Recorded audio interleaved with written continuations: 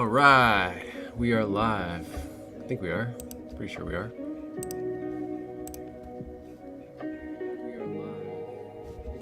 Yeah, it sounds pretty good. Let me see what it sounds like on your end here. Yeah, it sounds pretty good. Let me see what it sounds like on your end here. Alright, we are live. I think we are. Yeah, everything sounds great.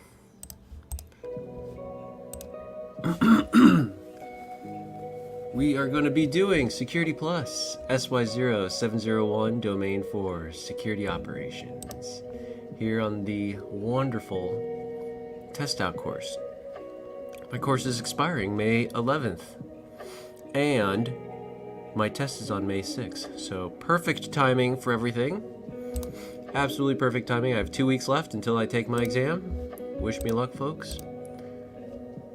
Do a little share screen here and let's answer some questions together.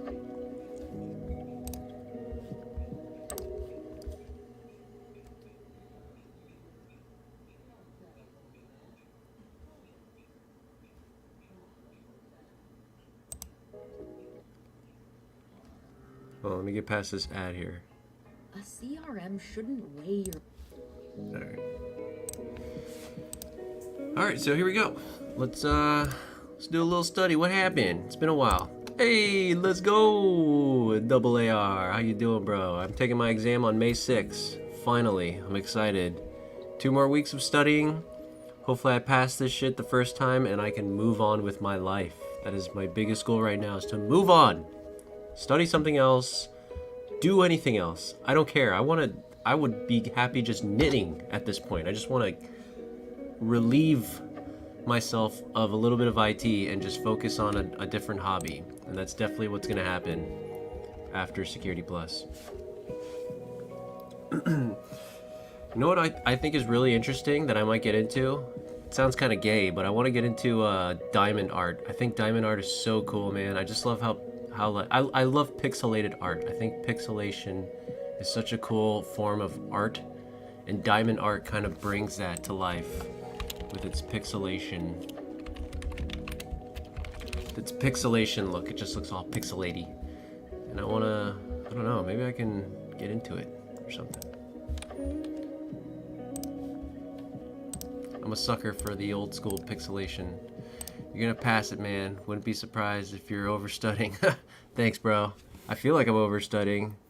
And at the same time, I feel like there's just so much to learn and know, and I just don't know it all. You know what I mean? So I guess we'll see. We'll see how it goes. But we got Test Out open right here. This is Test Out Security Pro course. As you can see, I kind of already started. I was up to like 96, and I thought I'd do like a couple hundred, maybe 100 online with everybody, if everyone's interested in watching. So let me just turn this down just a tad bit more. Right there is fine. So this question right here was all about sanitizing the servers. Tech company is in the process of decommissioning a fleet of old servers. It wants to ensure that sensitive data stored on these servers is fully eliminated and are not accessible in the event of an unauthorized attempts. What primary process should the company implement before disposing or repurposing these servers? So we got repurposing, we got disposing, we got decommissioning. We want to make sure there's not accessible, unauthorized attempts. We're going to sanitize the servers. Selling the servers immediately, you didn't really do anything there to save your ass. Deleting all files on servers, believe it or not though, that might be traceable. You might be able to get some of that info. Deleting is just not enough. You have to sanitize. You have to overwrite it with 1s and 0s, or I guess in this situation, their sanitization method is either data wiping, DDoSing, or encryption.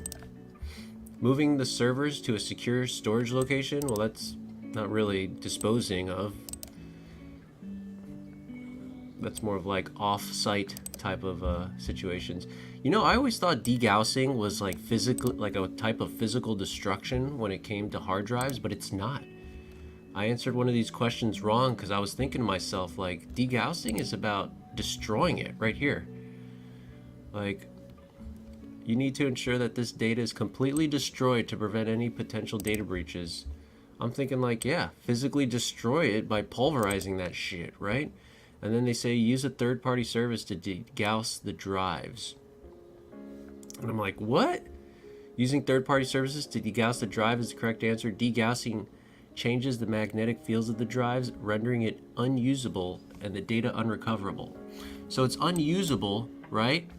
But in this next question, they're like, hey, we want to like degauss the servers, render the data irretrievable, followed by reselling or recycling servers after certification. Okay, I guess recycling makes sense, but who are you reselling it to? They're unusable. So does degaussing just totally render the hard drive useless? I don't know. I've never personally degaussed anything in my life. Maybe a CRT. I've degaussed, I think I remember back in the day I pushed the button where the CRT was like, bzzz, and I degaussed it. Hey, Henry, what's up, buddy? Check it out. Check it out. I got the orange cat behind me. I came across one of your videos after YouTube algo recommended it from watching a lot of other studying resources. I just took and passed. Nice, dude. You passed the 701 on my first attempt earlier this week. I feel your preparation. I feel your preparation based on your videos and streams is more thorough than mine, and I found the test quite comfortable. So you got this. Hell yeah! Thank you, Henry. Yo, what's the performance-based questions like? Care to share some insight on the PBQs? I'm wondering what kind of PBQs they're gonna be throwing at me. Thanks for joining the channel, Henry Zhang. I think I said that right. But hell yeah, nice job on passing that 701. I'm taking mine May 6th, and I hope I pass it too, man. I've been studying for about, what, February? Like January, February, March. Almost like I'm getting close to 4 months. Very comparable to the ones found on YouTube, like cybercraft examples. I've never heard of cybercraft. I gotta look that up.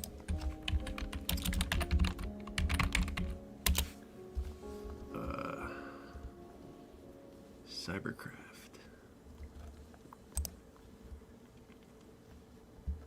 Oh, if it's free. I do a lot of test out, so hopefully it's pretty comparable to the test out ones.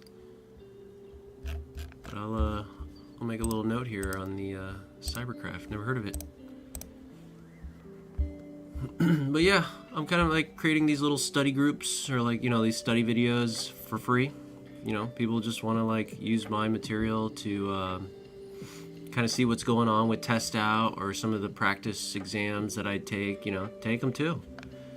See how we all do, you know what I mean? But I'm rambling now. Let's get going. Thanks for joining the stream, Henry. And double AR, it's always good to see you, bro. Thanks for joining. Alright, so let's see what this next question's all about. So a financial institution is preparing to decommission a number of its old servers. The servers contain sensitive customer data that needs proper handling to prevent unauthorized access or data breaches. Which strategy should the institution primarily employ to ensure the data on these servers stays irretrievable? So we're going to leave the data on the servers as the system will eventually overwrite them. What? I don't know about that. Physically destroying the servers is necessary. I mean, that sounds great. Use a basic method of overwriting such as zero filing once? Only once? I don't know about that.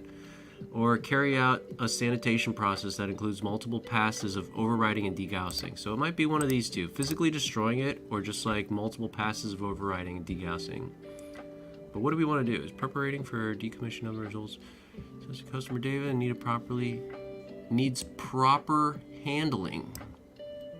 Proper handling to prevent unauthorized access data breaches. Which strategy should the institution primarily employ to ensure the data of these servers stays irretrievable? So I'm either leaning towards physically destroying them or carrying out a sanitization process that includes multiple passes of overwriting and degaussing. This one sounds fancier than just like taking a hammer to it, but taking a hammer is totally a sufficient way of getting rid of stuff. I'm gonna go with this one though. This one sounds like more in-depth, more forensic type of a situation. Maybe you don't know what you're doing and you go to drill an SSD card, and then you totally miss the little module board there. So we'll go with that one. Yeah. Physically destroying the servers without considering any data wiping process could leave data accessible. Physical destruction should be a final step after the company thoroughly sanitizes the data electronically. Ah. Interesting, interesting. Upon receiving new storage media drives for the department, an organization asks a software engineer to dispose of the old drives. When considering the various methods, what processes does sanitization involve? It involves the documentation and verification of the destruction process. I mean, it might. There might be a certificate of destruction. New storage media drives for the department. An organization asks the software to dispose of the old ones. It involves the physical or electronic elimination of information stored in media, rendering it inaccessible and irretrievable. It refers to the process of removing sensitive information from storage media to prevent unauthorized access or data breaches. Its methods include shredding, crushing, or incinerating storage devices. Its process uses specialized techniques such as data wiping, degaussing, or encryption. Okay, so sanitization. I think that last one sounded pretty good, such as data wiping, degaussing, encryption. And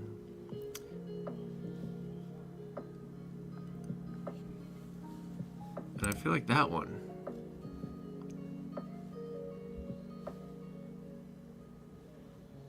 Removing sensitive information or involves physical or electronic elimination of information.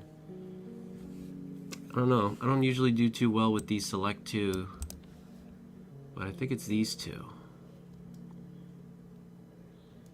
Let's see what happens. Ah, dude, it was this one. It refers to the process of removing sensitive information from storage media to prevent unauthorized access to data breaches. I don't know how that's any different than the other one. Okay.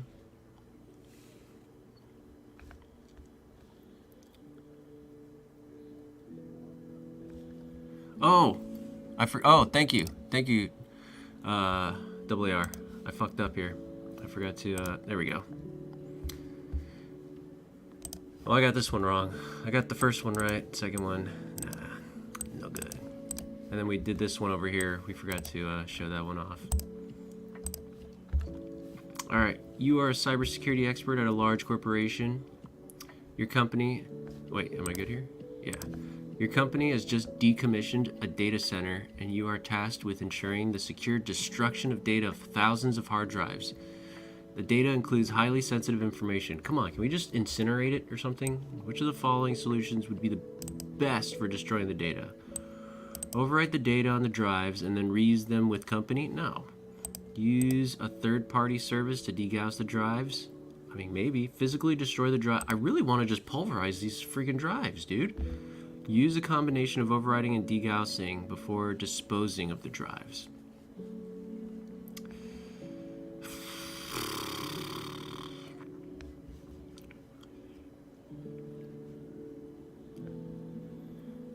Yeah, I feel like before we get to have fun with pulverizing them, you have to do some sort of like overwriting process. You're tasked with ensuring the secure destruction of data of thousands of hard drives. I mean, that sounds like a third-party service type of deal. Thousands? Use a third-party service to degauss the drives. Use a combination of overwriting and degaussing before disposing. This is a tough question because I'm overthinking it.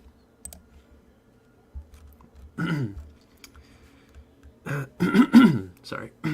While physically destroying the drives by pulverizing them would ensure the data is irrecoverable, it's not the most environmentally friendly option. So what? It also doesn't allow for the possibility of reusing or recycling the drives. Nothing in this question mattered about reuse, recycle, or environmentally friendly. So, kind of a lame question. When cleaning out the server closet, a company discovers a box of old disk drives. When considering which disposal method to use, what are the characteristics associated with the destruction concept? It involves the physical or electronic elimination of information stored on media, rendering it inaccessible or recoverable. I guess so. Its process uses specialized techniques such as data wiping, degaussing, encryption. So that's characteristics associated with destruction concept, not sanitization. It refers to copying files to other media to keep it safe and secure. Huh? Its methods include shredding, crushing, incinerating. I like that one. I'm going to go with these two. Yeah. Destruction involves the physical or electronic elimination of information stored in media, rendering it inaccessible or retrievable. And they also involve shredding, crushing, incinerating. And there's another method of data destruction, which is pulping. You can, if you have a bunch of paper, instead of just like putting it in the shredder, you can actually pulp it. Get it all soggy and mushy in a bucket and just pulp the shit out of that paper, and then that's like totally irretrievable. Healthcare organization is retiring an old database server that housed sensitive patient information. It aims to ensure that this information is completely irretrievable. What key process should the organization prioritize before disposing of the server? Repurposing of the server without any modifications? No. Certificate of the server's functionality? I don't know why. Secure destruction of all data stored on the server? Or preservation of all data for future reference? Well, no, we want it completely irretrievable, not even in-house. So the secure destruction of all data. Secure destruction involves the physical or electronic elimination of information stored on media, rendering it inaccessible and irrecoverable. It is a crucial step before disposing of any storage devices containing sensitive information. In my opinion, it sounds like an overkill.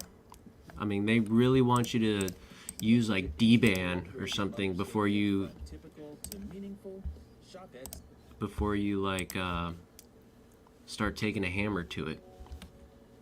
If y'all have never heard of DBAN, let me put that in the chat. You could put this on a flash drive. Have some fun with some DBAN.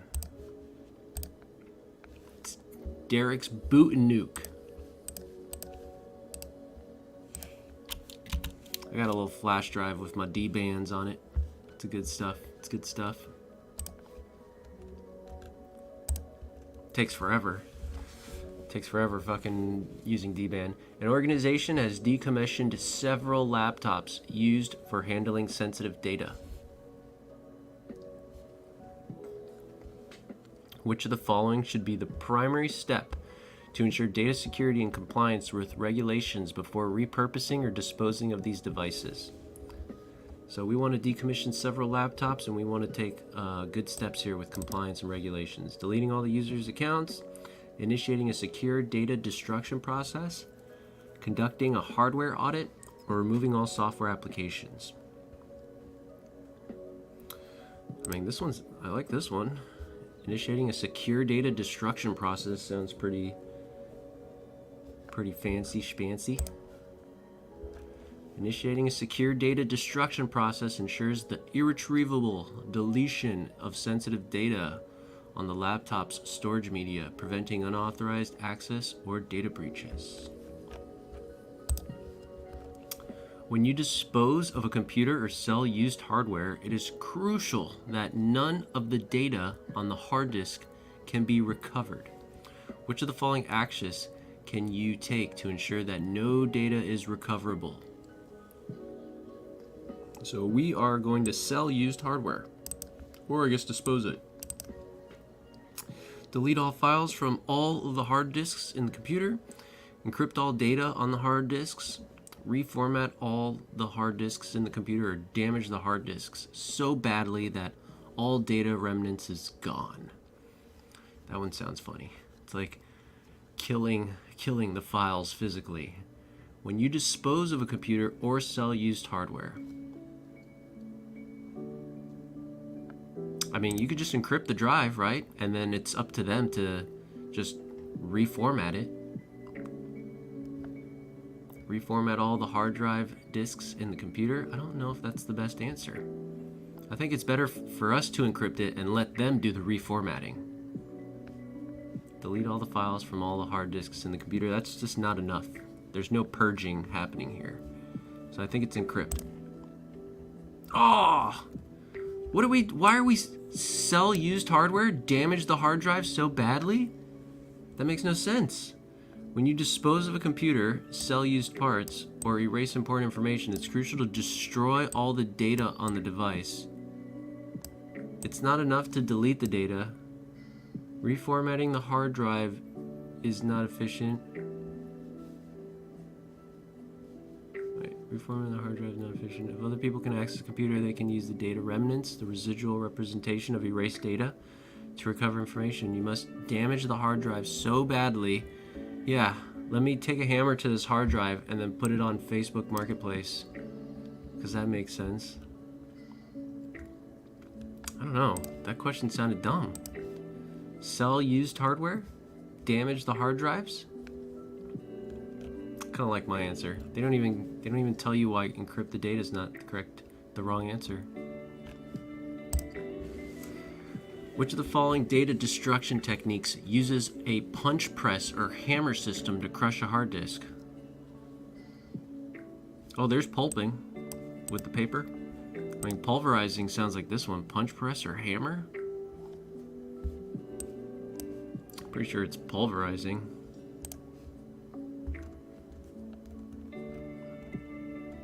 Here's pulping, a way of removing all traces of ink from paper by using chemicals and then mashing the paper into pulp.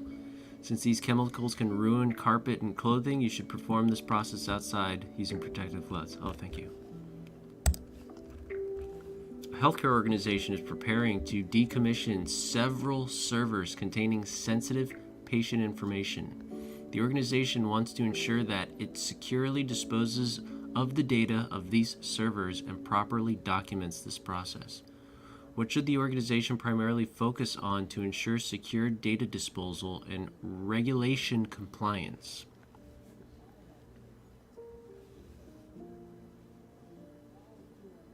And properly documents this process. So we want some sort of certificate of destruction. Pass the servers to the IT team for random allocation among employees? No. Keep the servers in a storage indefinitely as backup in case? No. We want to what if someone breaks into that place? Obtain a certificate of destruction or sanitation? Yeah. Sell the servers as soon as possible? Nah. Obtaining certification proves that the organization securely eliminated data in compliance with industry standards and regulations. It also reduces the risk of legal liabilities and serves as evidence of due diligence. Yeah. A security specialist is drafting a memorandum on secure data destruction for the organization after a recent breach. What benefits does this certification concept offer when evaluating appropriate disposal decommissioning? It is often based on legal, regulatory, or operational requirements. Maybe. It ensures that organizations maintain compliance with relevant regulations and minimize breach risks. It refers to policies and practices governing the storage and preservation of information within the organization for a set period of time, or it refers to the documentation and verification of data sanitization or destruction process. I don't know. These all sounded like great answers to me.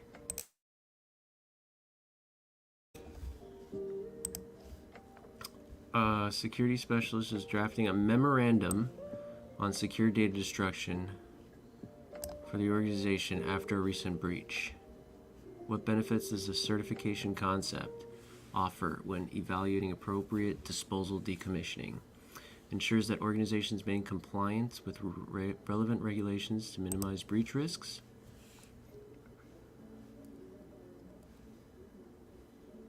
Well, this is all about a breach, so maybe this one.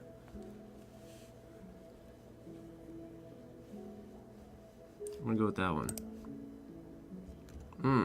It refers to the documentation and verification of the data sanitization or destruction process. What benefit does certification concept offer? Oh, I don't know. I thought you'd use the certification for this. But I think the question was asking, what is the certification, not what is it used for? Certification refers to documenting and verifying the data sanitization and destruction process. You are the IT manager at a mid-sized company. The company has had data retention policy in place that requires all emails to be deleted after 90 days. However, the sales department has been keeping all their emails for potential customer follow-ups and references. They argue that these emails are crucial for their operations and customer relations. How should you handle this situation? Insist that the sales department adheres to the company's data retention policy and deletes all emails after 90 days. Work with the sales department to identify a solution that allows them to keep important customer-related emails while still adhering to the data retention policy. That one kind of sounds like both parties win. Allow the sales department to keep their emails indefinitely? No. Report the sales department's non-compliance to the company's senior management and let them nah. This one sounds like, both parties win. This one sounds kind of authority type of deal, like there's no solution. Let's see what happens. Yeah. Working with the sales department to identify a solution is the correct answer. It's important to maintain the integrity of the data retention policy while also considering the unique needs of different departments. Working with the sales department to identify a solution that allows them to keep important customer-related emails could be a win-win solution. That's exactly what we were going for, the win-win. In a high-security environment, which of the following is the most important concern when removable media is no longer needed? When removable media is no longer needed, what is the most important concern in a high security environment? Destruction?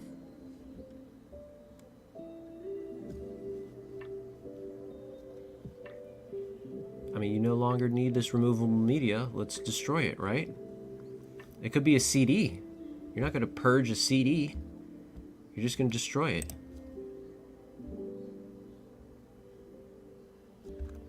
The most important concern is the destruction of the media. It is a high security environment. Removable media is not reused.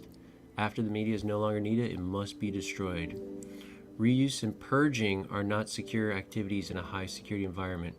Reusing media can result in confidentiality compromise. Purging is rarely sufficient to fully remove data. And unnecessary. You don't need to purge a CD. Like that, what was that one episode, or what was that one show where, the dude would get, a briefcase or something, and he'd, hear his, it was Mission Impossible. Remember in Mission Impossible, the guy was, reading, the cassette tape, and the cassette tape was, this message will self-destruct in 7 seconds. And then he'd, throw it into a trash can, and then the trash can would, pop. All right. In preparation for taking over inventory for their division, an engineer reviews the records for the previous inventory count. The engineer notes that a few items were on the previous inventory count that they could not find during their initial search. What records should they review prior to looking for missing items? Configuration enforcement, monitoring, decommissioning, access control. Maybe decommissioning? Maybe those few items got decommissioned?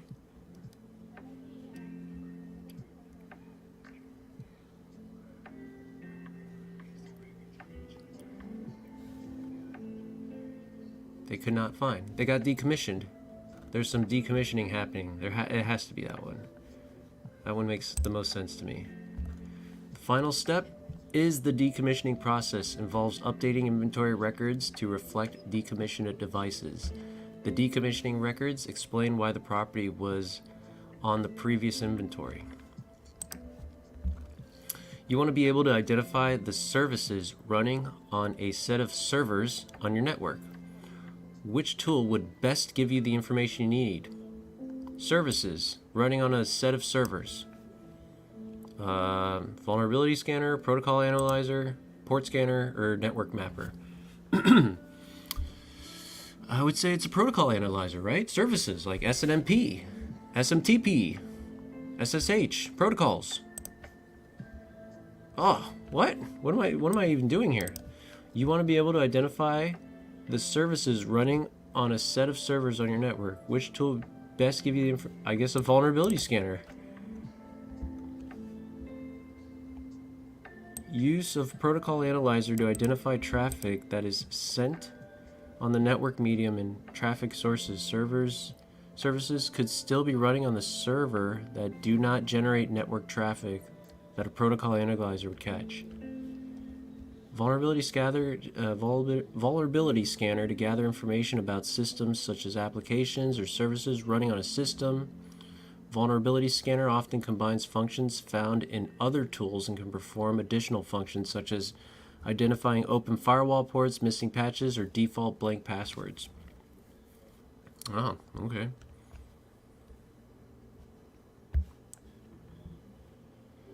Okay, it's a vulnerability scanner. You have run a vulnerability scanning tool and identified several patches that need to be applied to a system. What should you do next after applying the patches? You're going to run the vulnerability scanner again. I don't even need to read the other ones. It's got to be that one. After fixing an identified vulnerability, you should rerun the vulnerability scan to verify that everything has been fixed and that the additional issues are not present. Which of the following are key purposes of running a credentialed scan in a vulnerability assessment? Oh, dude, I totally forgot what this means. Credentialed and non-credentialed scans. What does that mean again? Credentialed scans. I don't remember. I gotta restudy credential and non-credential scans. Running a credentialed scan.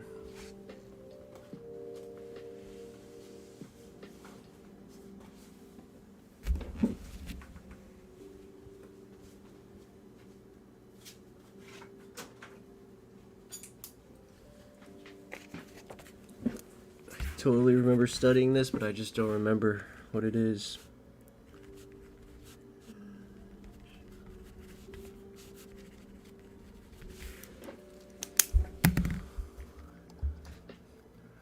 Unprivileged user access, testing routines, compromised user account, external network perimeter, or public network access.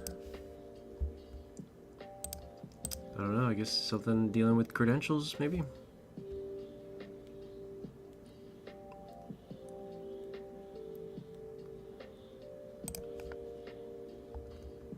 Dang. Testing routines are a key aspect of a credentialed scan. The scan is given a user account with login rights to various hosts, plus whatever other permissions are appropriate for testing routines. This allows for a more in-depth analysis of the system. And then a credential scan simulates what an insider attack or an attack with a compromised user account may achieve. This is because it is given the same level of access as these potential threats.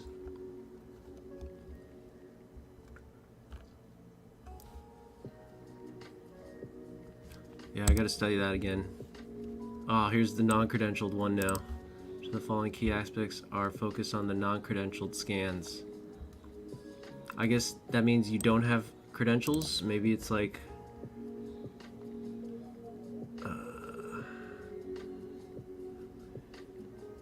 external network perimeter.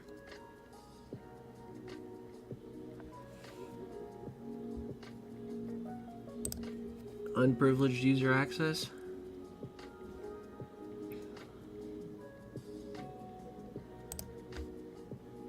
Oh, that was a guess, but yeah. External, non-credential, credential. It's more like an internal, but I don't know what testing routines is. You are a cybersecurity analyst at a large corporation. Your team has been tasked with conducting a vulnerability assessment of the company's internal network. You have been given the option to perform either a credentialed or non-credentialed scan? Which of the following factors would most strongly suggest that a credentialed scan is the appropriate choice for this situation? So we're doing a vulnerability assessment, company's internal network. So you've been given, okay. Company's IT department has recently installed a new patch management system. Company has a large number of third-party applications installed on its network. Company has recently implemented a new security policy that restricts the use of administrative privileges. Yeah. Company's network has recently been targeted by several of external cyber attacks. That's non-credentialed, I think.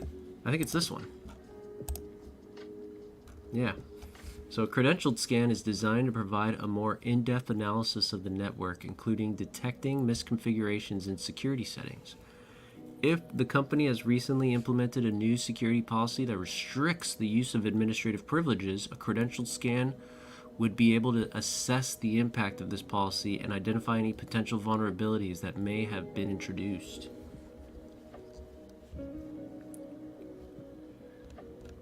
Cool. All right. So let's say if like the IT guy ended up quitting at a company, right?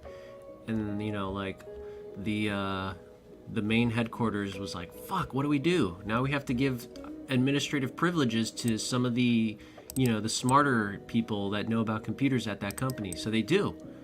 Now that they hire the new IT guy, headquarters has to get rid of those administrative privileges again. They're doing a credentialed scan. That makes sense. You are a cybersecurity analyst at a financial institution.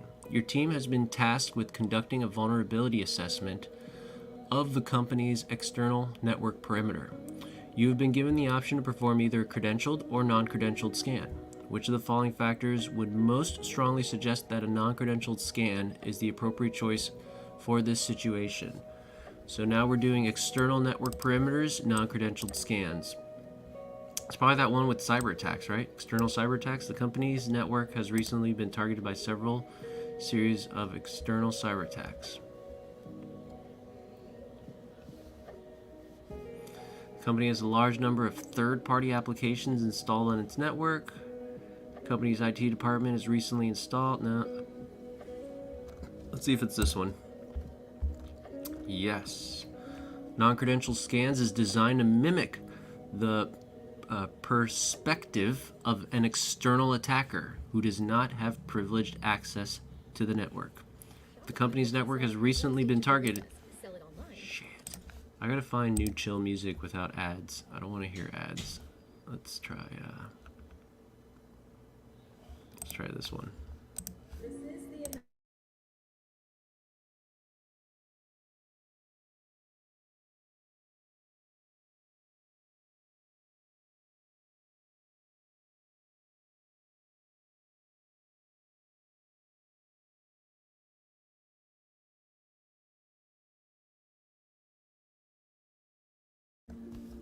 Hey, what's up, my host, Trahosh? What happened, Os?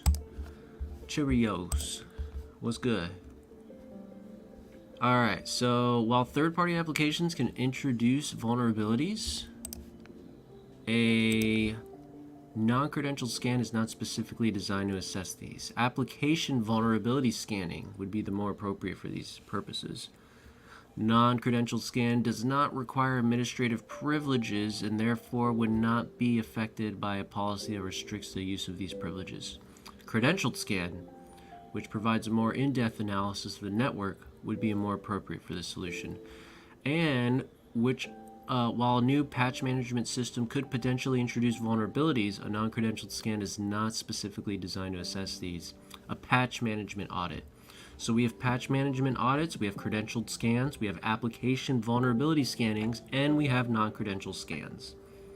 For the most part, they all sound like pretty straightforward. Patch management audits are about patches. Application vulnerability scanning is about the applications. Non-credentialed scans are about your external network perimeter, and then credential scans are about your internal network. Which of the following statements about network vulnerability scanners is true? Network vulnerability scanners do not depend upon a database of known software and configuration vulnerabilities. I don't think that would be true. I mean, you kind of need to assess your vulnerabilities through some sort of scoring system, right? Like some common vulnerability score. Network vulnerability scanners only identify vulnerabilities but do not suggest any remediation techniques. Well, I've personally never used the vulnerability scanner, but I don't think that's how it works. I think they give you remedies. Network vulnerability scanners such as Tenable Nessus and OpenVAS are designed to test only servers and switches. I would have the slightest idea if that's true or not because I've never used either of those. Or network vulnerability scanners can test common operating system, desktop applications, and server applications. I mean, I just kind of want to go with that one. That one sounds like pretty... like that. You would want your network vulnerability scanner to do all that, right? Yeah. Network vulnerability scanners are configured with information about known vulnerabilities and configuration weaknesses for typical network hosts. These scanners can test common operating systems, desktop applications, and server applications. This is useful for general purpose scanning, but some type of applications might need more rigorous analysis. Interesting. Which of the following statements about vulnerability scanning is true?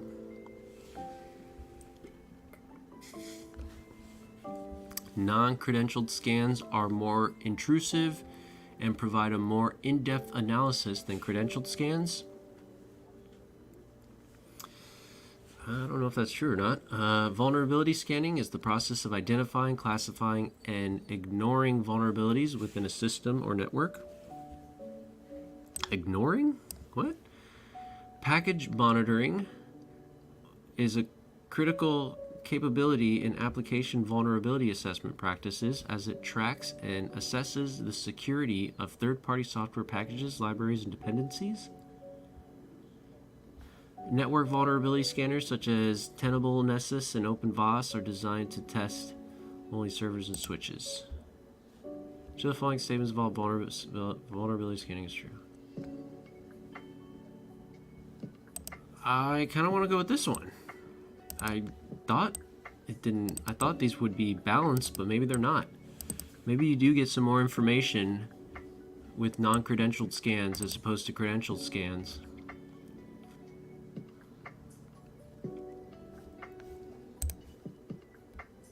Nope. It was this one.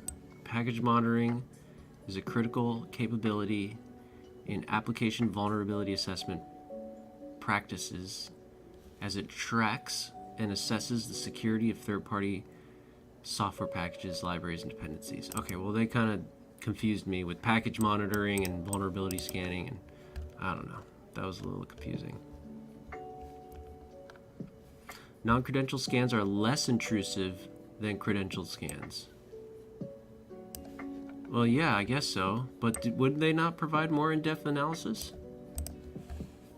Because it's a wild world out there. As the IT manager of a company, you decided to implement an application allow list to enhance network security and control software usage. What is the most effective way to proceed? We are going to do an application allow list. All right. We're going to create an allow list, but not enforce it, leaving it as a guideline for employees. Huh. Sure. Implement the allow list immediately and block all applications not on the list without informing the employees. That might get a little bit weird. I don't know if we should do that. Create the allow list based solely on the IT department's preferences without consulting other departments. I don't know, that just sounds like the wrong answer. Implementing the allow list, inform employees about the change, and provide a process for requesting additions to the list. That sounds good. Yeah, you could do some application reviews. Stuff will be in pending mode. Others will be approved. Some stuff will get denied. I like that one. Implement the allow list, but only allow employees to install and use applications not on the list. No, it's not that one. It's got to be this one. implement the allow list, inform employees about the change, and provide a process for requesting additions to the list is the most effective, as it ensures that the allow list is implemented and adhered to, while also providing a clear communication channel for employees. By allowing employees to request additions to the list, you ensure that necessary software isn't inadvertently blocked, and you maintain a level of flexibility. Perfect. I love it. You are the IT manager of a company that develops its own software applications. You've been tasked with enhancing the security of these applications. You decide to implement application vulnerability scanning. What is the most effective way to proceed?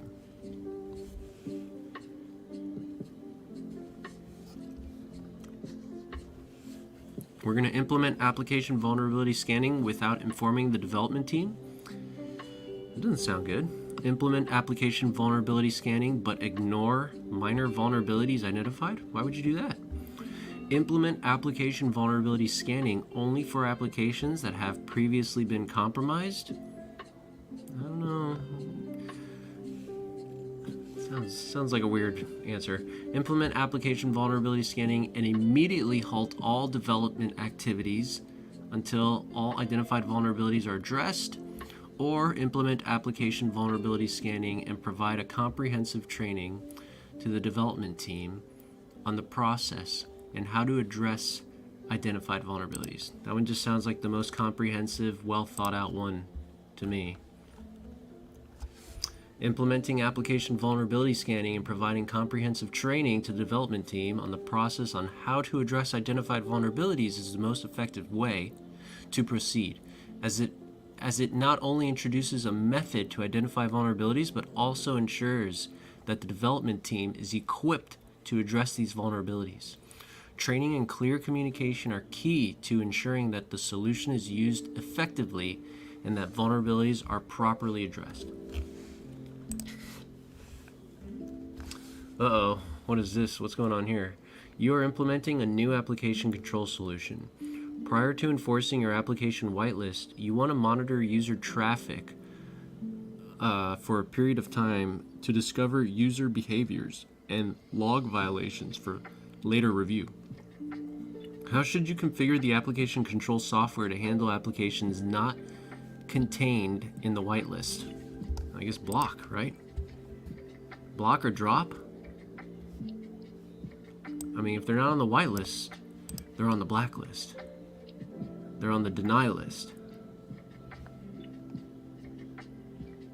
So you block them. Tar pit? What is tar pit? It was flag. When using an application control solution, an application whitelist is defined centrally and applied to all network devices. Only applications contained in the whitelist are allowed. Applications not whitelisted can have several actions applied. Blocked applications are not allowed. The session is dropped. That's the one I picked. Flagged applications are allowed, but a violation is logged when they are identified. Prior to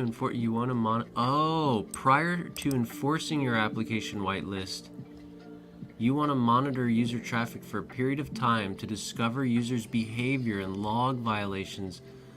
Oh, how should you configure application control software to handle applications not connected?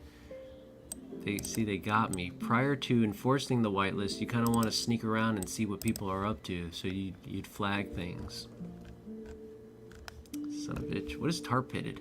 Tar pitted applications are not allowed. However, the connection between host is kept alive while the application data itself is slightly dropped. This makes it appear to both hosts that the other host is receiving the data but not responding. Weird. Which of the following are two main causes of software vulnerabilities? Coding errors? Sounds about right. I kind of want to say fuzzing, but maybe it's design flaws?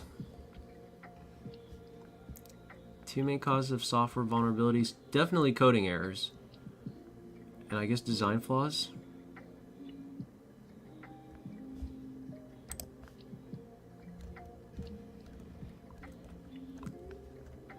I mean, technically a hacker could do fuzzing, and that would be a cause of a, well, I guess it wouldn't be a cause of a software vulnerability, it'd be more of a discovery. Coding errors and design flaws are the main causes of software vulnerabilities. What is normalization? Normalization is data reorganized in a relational database with the intent to eliminate redundancy. Oh, okay, you're normalizing things. Things are just too weird, so you have to make it normal. This is done by having all related data stored in one place. This is not one of the main causes of software vulnerabilities. An application security analyst at a software company is assessing a new software application before releasing it to the customers.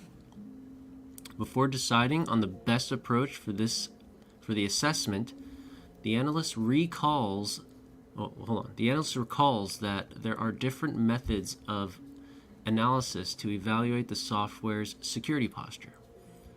The analyst wants to assess the software running state. That's going to be a dynamic analysis. Final answer.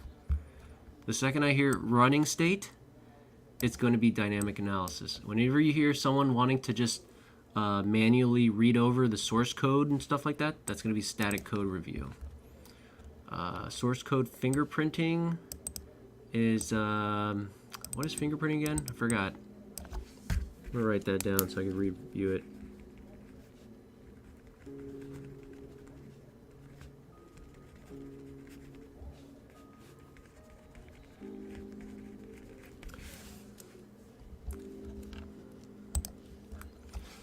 You are performing a security test from the outside on a new application that has been deployed.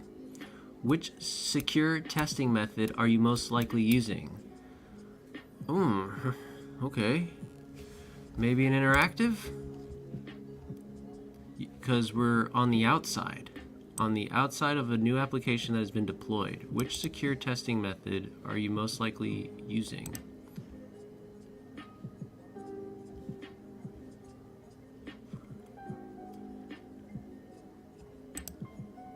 I don't know.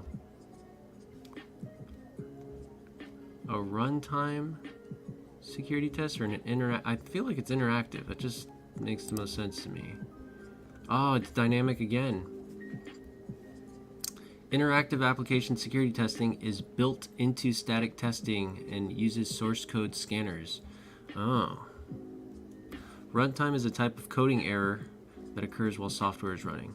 Yeah, runtime error. Gotcha. That was dynamic again then.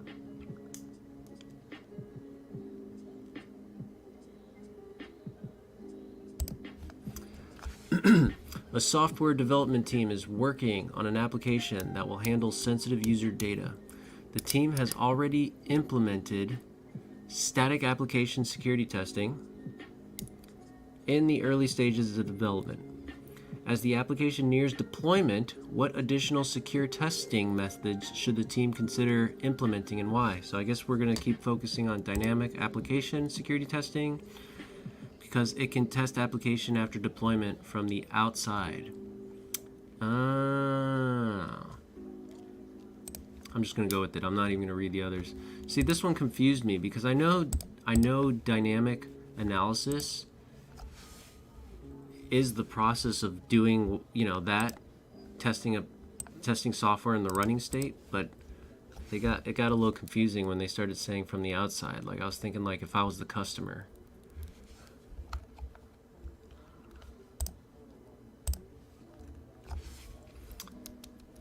Oh, don't forget these acronyms, dude. They might throw these acronyms at me. DAST, SAST. Huh. As the company grows, so does its attack surface and the desirability for a malicious actor to compromise its systems. A company must monitor all software usage, secure applications, third-party software, libraries, and dependencies to keep systems secure. What are some of the best ways to accomplish this? Using package monitoring? Definitely. I mean, software libraries dependencies, it all sounded like package monitoring. Implementing application vulnerability scanning. Ignoring software updates, why would you do that? Relying solely on firewalls, why would you do that? Allowing all employees unrestricted access, why would you do that? It's gotta be these two.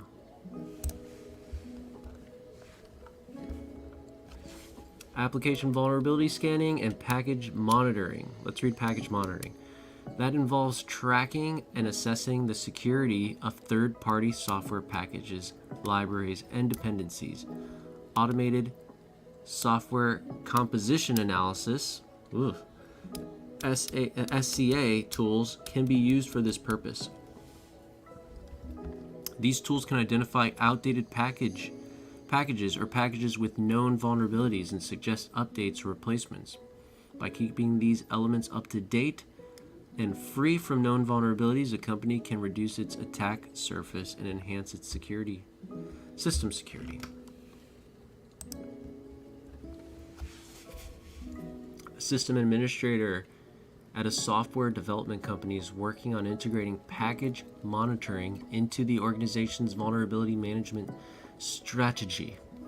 The administrator aims to track software packages and applications to ensure they remain free from vulnerabilities and continue to support the firm's security framework. As the system administrator incorporates package monitoring into the vulnerability management process, which actions will most likely get prioritized to enhance the effectiveness of this approach? Manually updating software every day, block firewall ports that are used by the software, monitoring software repositories for new updates, tracking outdated software packages, or buying the latest antivirus software every month. Geez, that sounds expensive. I kind of like 3 of these. I kind of like the idea of tracking outdated software packages, monitoring software repositories for new updates, and manually updating the software every day. Maybe you don't have to do it every day. Maybe it's these two. Maybe there isn't an update every day. So these two sound the most realistic to me. Let's see. Yeah.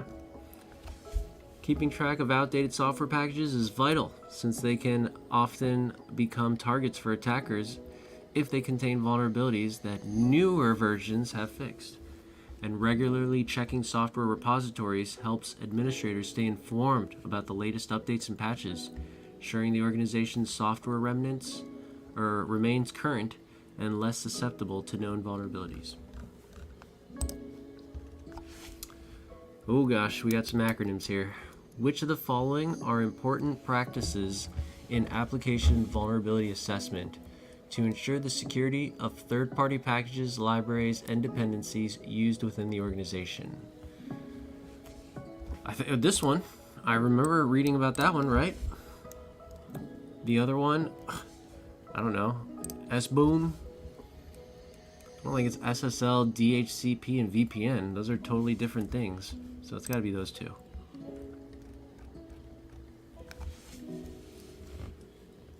SBOM stands for the Software Bill of Materials. Good God. Are they really going to throw this stuff at me on the test? All these crazy ass acronyms. Where's my PDF sheet? I got to see if these acronyms are on here.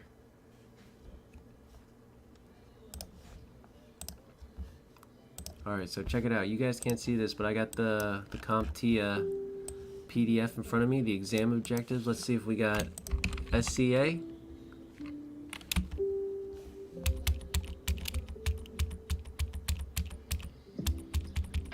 We do, oh no, we don't have SCA on here. The closest thing that we have to SCA is Security Content Automation Protocol, which is the SCAP, and that's it. What about SBOM? No, they don't got SBOM here on the acronyms list too. I really feel like Test Out throws a little bit more at you than you need to know when it comes to taking this exam. Like these two right here. The Software Bill of Materials is a list of components in a piece of software SBOM contributes to software transparency and allows for the identification and management of open source components and third-party software dependencies, which in turn helps to identify known vulnerabilities and manage software supply chain risks. The software composition analysis is a method used to identify open source components and third-party software dependencies in a codebase and to detect known vulnerabilities in them. By continuously comparing the organization's software inventory against various databases of known vulnerabilities, SCA tools can suggest updates or replacements for outdated packages or packages with known vulnerabilities. I don't think either of these acronyms are going to show up on the test because they're not in the exam objectives. As a security analyst, you are tasked with improving the security of your organization's software applications. One of your responsibilities is to ensure that all third-party software packages, libraries, dependencies used within your organization are up to date and free of known vulnerabilities. Which of the following would be the most effective tool for accomplishing this task? This one. Didn't we just talk about it?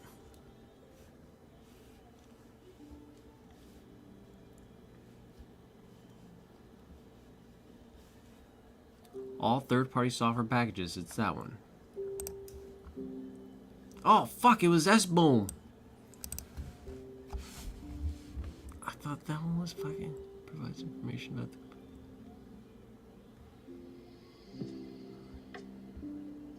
provides detailed information about each component, including its source, version number, and any known vulnerabilities. This makes it an effective tool for tracking and assessing the security of third-party software packages, libraries, and dependencies. Shit.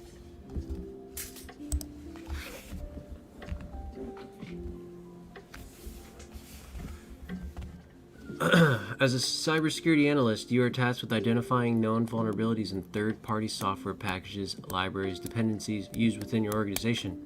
Which of the following would be the most effective tool in accomplishing this task? Oh my god. Is it this one? What is this? National Vulnerability Database, NVD. The National Vulnerability Database is a U.S. government repository of standards-based vulnerability management data. It includes databases of security checklists, references, security-related software flaws, misconfigurations, product names, and impact metrics. Jesus Christ. Is this on the exam objectives? Let's take a look. NVD. Nothing. There's no NVD. There's NIST. I know there's NIST. Definitely NIST. And there's also a MITRE attack. Attack MITRE. That's on the first page.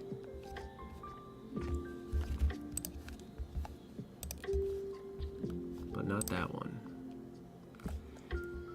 There's a video on YouTube called All Security Plus 701 Acronyms. It may help you memorize them. Yeah. There are a lot, dude. There are so many, but this is not one of them. I could tell you right now. SBOM, NVD, SCA are not on the acronyms list. These three right here. This one is. Intrusion detection systems, that's like a thing you gotta know. But these three are totally not on there. You are a cybersecurity analyst at a large organization. You've noticed that several third-party software packages used within your organization have not been updated in a while. What is the most appropriate action to take? Ignore the issue as it's not your responsibility. Inform your manager about the issue and suggest implementing automated package monitoring. Delete the outdated software or update the software packages immediately without informing anyone. I don't know. What if that erases data? You know what I mean? What if you update something and then somebody's work is all gone? That could happen. I feel like the answer is going to be like that one. It's like the most comprehensive one. Informing your manager about the issue and suggesting the implementations of automated package monitoring is the most appropriate action. Package monitoring is associated with vulnerability identification because it tracks and assesses the security of third-party software packages, libraries, and dependencies used within an organization to ensure they are up to date and free from vulnerabilities. Gotta love that package monitoring. They are really beating that into my brain. Package monitoring. Package monitoring. Open source threat feeds are an excellent tool for utilizing all companies within an online presence. Open source threat feeds. However, some companies use proprietary threat feeds for an additional cost due to more depth.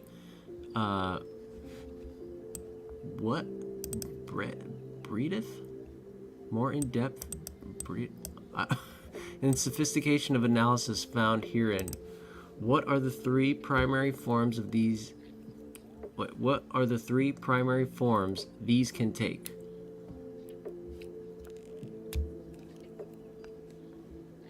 Proprietary or open source? What are we talking about again? Open source threat feeds are an excellent tool for utilizing all companies within an online presence. However, some companies use proprietary threat feeds more in depth than sophistication. What are the three primary forms these can take? Well, open source is like darknet.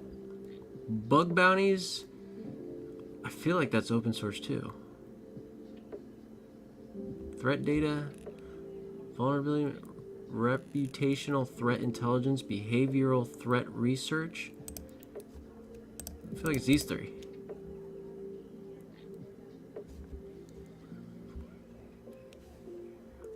Behavioral threat research sounds pretty proprietary to me. Reputational threat intelligence also sounds pretty proprietary. And then vulnerability management. I'm gonna go with those three. I was thinking it might have been that one too. Threat data. The following are three primary forms of proprietary threat feeds. Behavioral threat research is a narrative commentary describing examples of attacks, tactics, and techniques, and procedures. TTPs gathered through primary research sources. Reputational threat intelligence is a list of internet protocol addresses and domains associated with malicious behavior, plus signatures of known file-based malware. And threat data is computer data that correlates events observed on a customer's work networks and logs with known TTPs.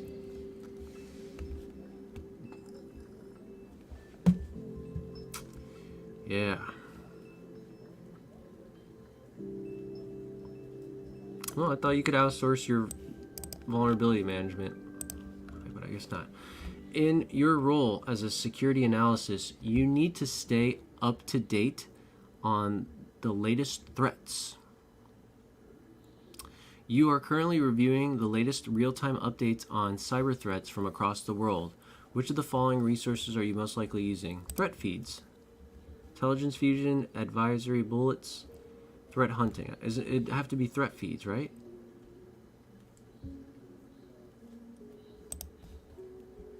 Yeah, threat feeds provides a real-time updates on cyber threats across the world.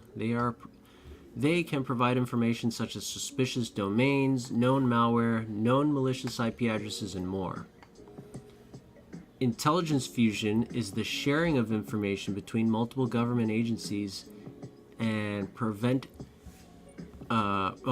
security firms. So think of like Microsoft and Apple and Amazon and Google. They all work together because they're all getting bent over by some sort of hacker. They're creating an intelligence fusion. Threat hunting is the human-based, proactive, and I'm such an idiot. How do you say that?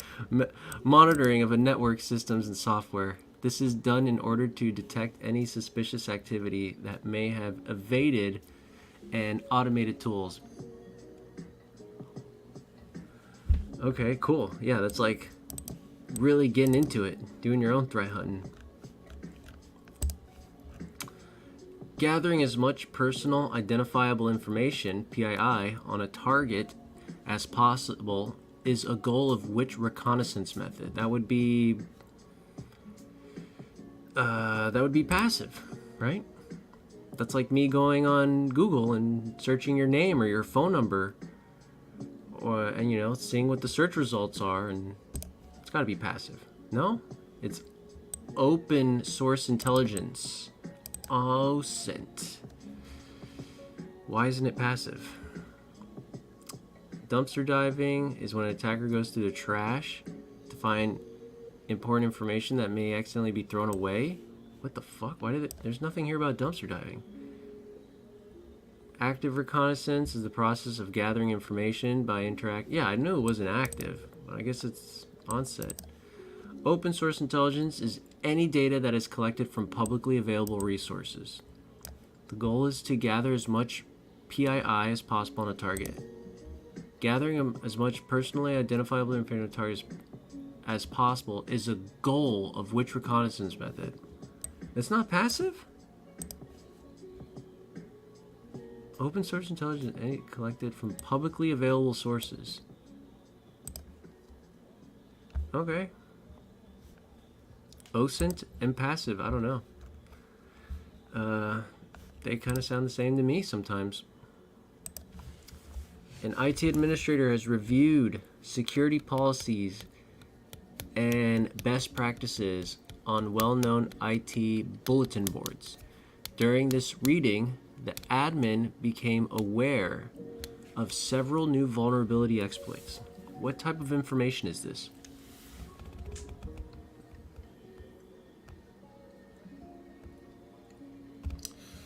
That sounds like information sharing organizations to me. If we're going to well-known IT bulletin boards, but it might be open source intelligence.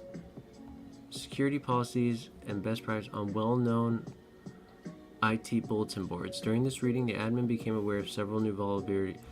Ah, dang it. IT bulletin boards, open source, or information sharing organizations.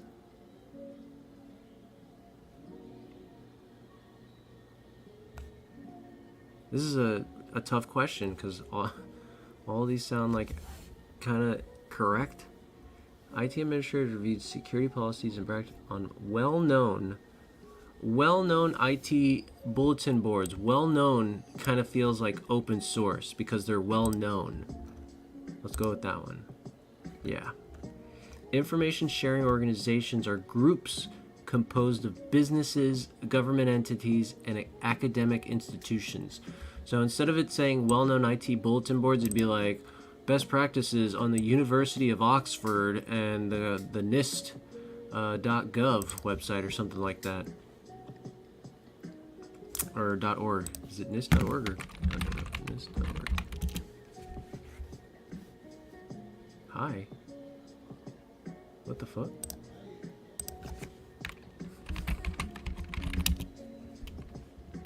Oh yeah, it's .gov. Dude, when you go to NIST.org, you just get a thing that says hi. What in the hell? What the hell?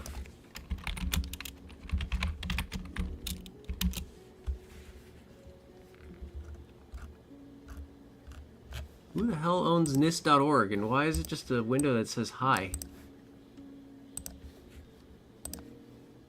That's weird.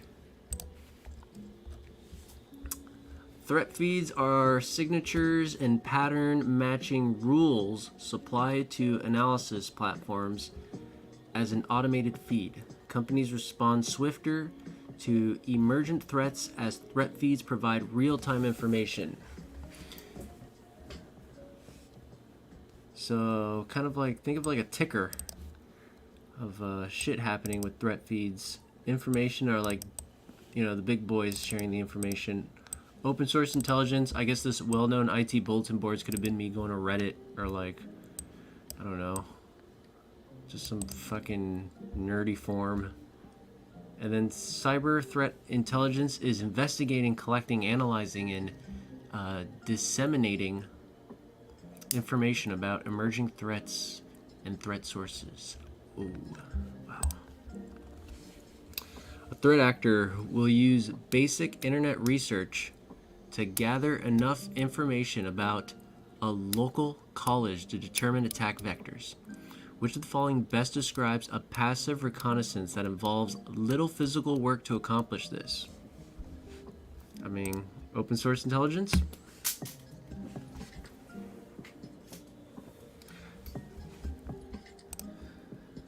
Yeah. Open source intelligence is any intelligence derived from a publicly available information. Public information can include domains, IP address ranges, employees, and other data that well identify attack vectors. Yeah. An IT administrator has reviewed security policies and best practices on well-known IT bulletin boards.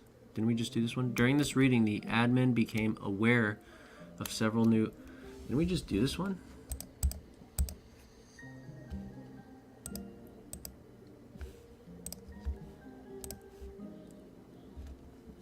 It's literally the same question.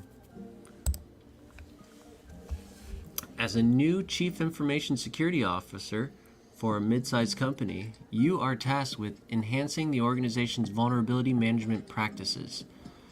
You have a limited budget, but need to ensure that your organization stays ahead of the latest threats. Which type of threat feed would be the most effective choice for your situation? Okay, so we have a limited budget, but we need to ensure that our organization stays ahead of the latest threats. Ooh, information sharing organizations? Do we work with other organizations? Internal threat feeds? Third party? I'm just going to go with that one. Oh, it's third party threat feeds. What is this? Third party threat feeds. Third party threat feeds, both open source and proprietary, provide real-time information on the latest cyber threats and vulnerabilities. They aggregate data from various sources and can be integrated into an organization's security infrastructure. This makes so third-party threat feeds is like buying a service where they already have like their setup for open source intelligence and proprietary. It's a cost-effective solution for mid-sized organizations. So information sharing organizations can provide threat intelligence, but their effectiveness can vary depending on the members, contributions, and organization resources. Okay. Third-party threat feeds, it is. Can't win them all. As a cybersecurity analyst, you are investigating a case of corporate espionage. You suspect that the perpetrator may have used the deep or dark web to access confidential information. Which of the following would be a legitimate reason for someone to use the deep or dark web in a corporate setting? To avoid detection by law enforcement, to conduct illegal activities anonymously, to access censored information, or to bypass corporate network restrictions?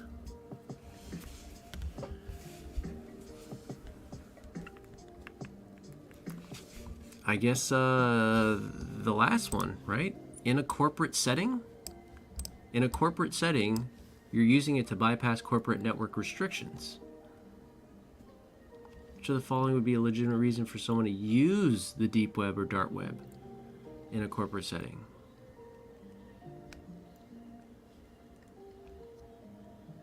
Is it this one? To access censored information in a corporate setting. To access censored information is the correct answer. In some situations, the deep or dark web can be used legitimately to access information that has been censored or is otherwise difficult to obtain. For example, a cybersecurity analyst might use the deep web to access information about emerging threats that is not available through traditional channels.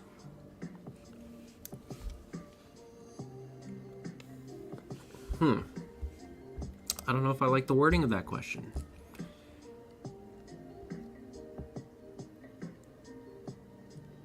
I mean, if it just said why would a legitimate What would be a legitimate reason for someone to use the deep or dark web, and it just stopped there?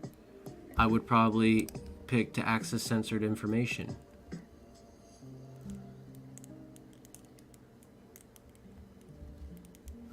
Some of these questions suck.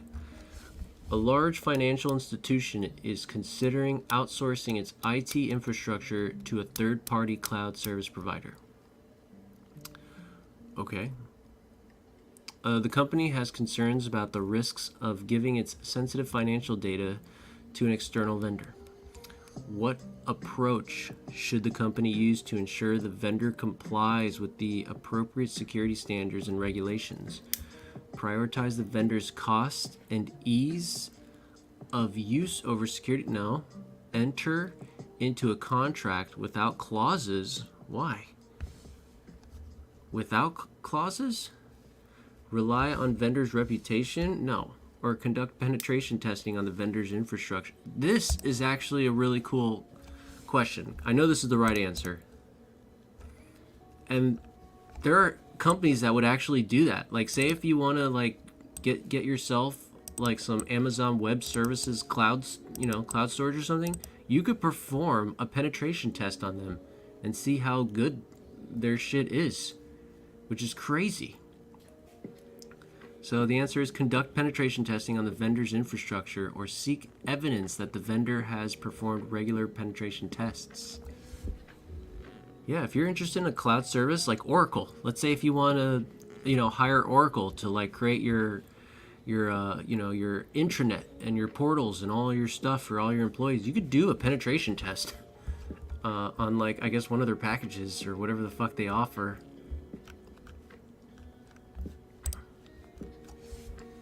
A system admin discovers a security vulnerability in a widely used software and brings it to the manager's attention, who said to fix it but has not released the information yet. The system admin releases the information anyway, as the company is part of a voluntary info sharing organization.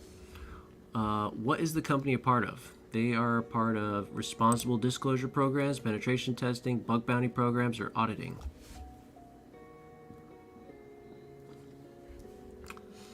I don't know. I feel like it's this one. Responsible disclosure programs. An organization's responsible disclosure program encourages individuals to report security vulnerabilities in software or systems, allowing organizations to address and fix these vulnerabilities before exploitation. Yeah. And that's all about being a part of a voluntary keyword there, voluntary info sharing organization.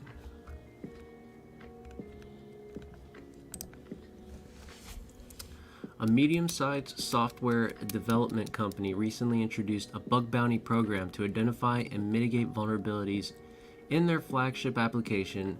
The security manager plans to coordinate the program's rules and engagement policies. When setting up a bug bounty program for vulnerability management, which activities should the security manager prioritize to ensure the program's effectiveness and ethical participation? So, allowing researchers to disclose findings publicly immediately after discovery? I don't know about that. Providing a secure platform for researchers to report findings? Yeah, that sounds good. Providing valuable real-time information on the latest cyber threats and vulnerabilities? Establishing a clear scope of which assets researchers can test? I like that one too. Offering substantial rewards regardless of the severity of the bug found? I don't think that's true. I think it's these two. Yeah. Security managers must define the scope to guide researchers about which areas they can and cannot test, and preventing unintended system breaches outside the bug bounty program's intention. A bug bounty program requires a secure and straightforward method for researchers to report vulnerabilities effectively. An organization in the education sector plans to implement an intrusion detection system with strategically placed sensors as part of its network infrastructure redesign to improve enterprise security. That sounded like a big nothing burger to me, right? The IT manager also considers implementing an intrusion prevention system and deliberates over active viruses passive modes.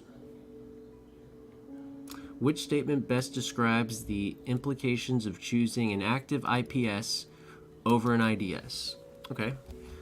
Active IPSs can only detect and alert. That's not true. Both an active IPS and passive IDS can detect and alert on malicious traffic and cause latency. What? And we want to choose IPS over IDS. What's the right answer? IPSs can block malicious traffic but may introduce latency, while a passive IDS avoids latency. Maybe. Both an active IPS or passive IDS can block. That's not true. IDSs can't block. So which statement best describes the implications of choosing an active IPS over passive? I guess this one. We're going to block malicious traffic. An active IPS can block malicious traffic, but may introduce some latency into the network traffic. A passive IDF cannot block traffic. It can only detect and alert malicious traffic and does not cause latency. Interesting. You have configured an NIDS to monitor network traffic. That's going to be a network intrusive. Oh my God, I'm an idiot. What is it? Intrusion detection system. Which of the following describes harmless traffic that has been identified as potentially as a potential attack by a NIDS device? That would be a false positive. Harmless traffic being not harmless traffic, that'd be false positive. False negative is bad traffic being viewed as good. False positive traffic assessments means that the system identified harmless traffic as offensive and generated an alarm or stopped the traffic. Which of the following describes a false positive when using an IPS device? The source address matches the destination address? No. Legitimate traffic being flagged as malicious? Yes. The source address identified as non-existent host? No. Malicious traffic masquerading as legitimate traffic? That would be false negative, and malicious traffic not being identified. I guess that would be false negative too.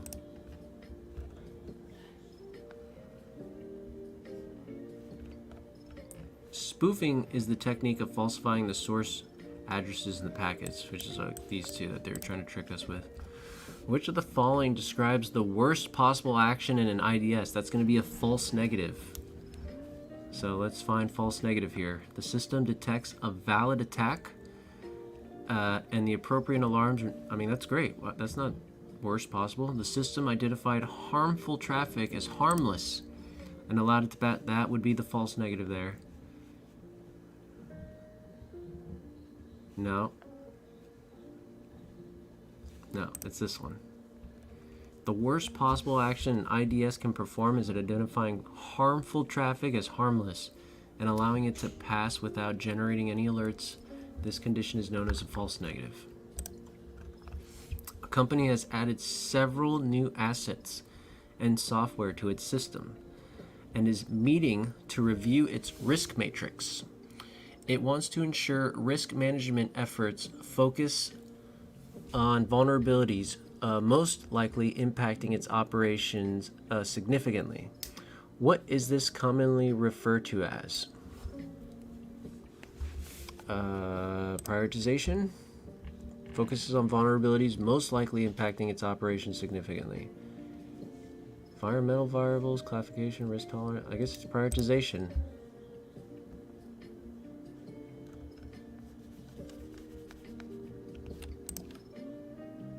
Uh-oh, it froze.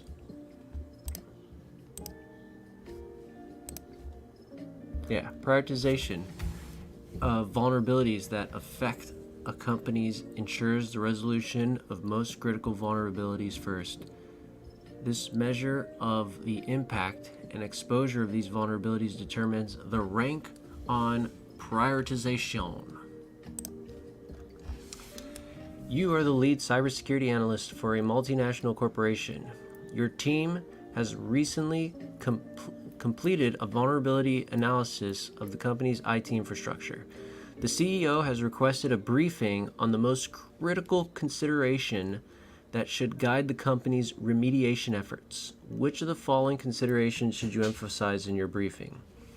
So we are going to request a briefing on the most critical consideration that should guide the company's remediation efforts. So the following considerations should you emphasize in your brief? I guess prioritization again, right? Exposure factor, classification.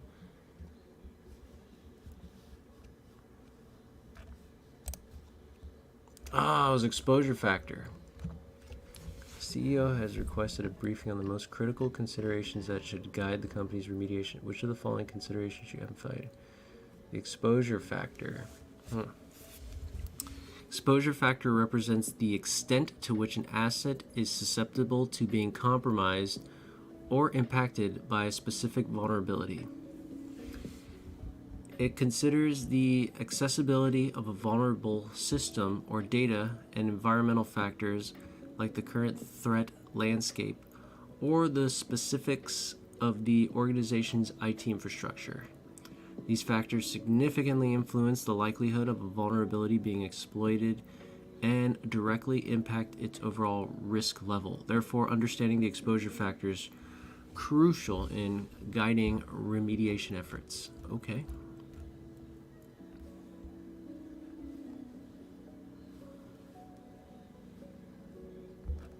Okay.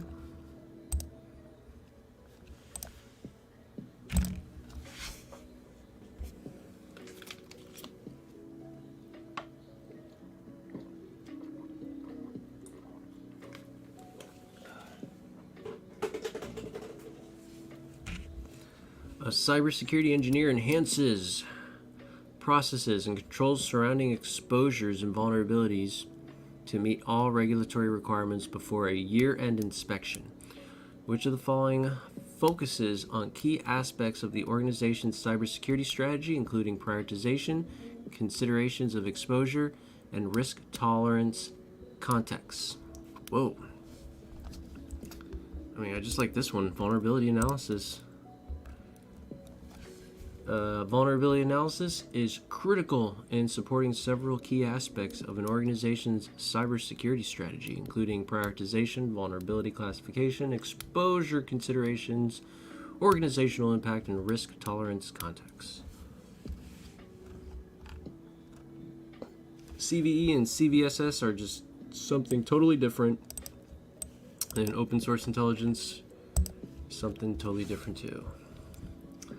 A cybersecurity analyst for a large organization permits employees to use instant messaging services on their devices. Despite using encryption, the analyst's concern is the potential software vulnerabilities and difficulty scanning messages and attachments for threats. Which actions should the cybersecurity analyst use to address this concern? Implement additional encryption layers on top of the existing instant messaging services to enhance security further. Allow employees to use instant messaging service without any changes since the encryption already provides sufficient security. Honestly, I would totally think that would be the right answer, but I don't think it is. Regularly update and patch the instant messaging apps to address known software vulnerabilities, or disable all instant messaging services on Windows, Android, and iOS devices to prevent any potential security risks. I mean, do you encrypt on top of encrypt? Do you just keep encrypting?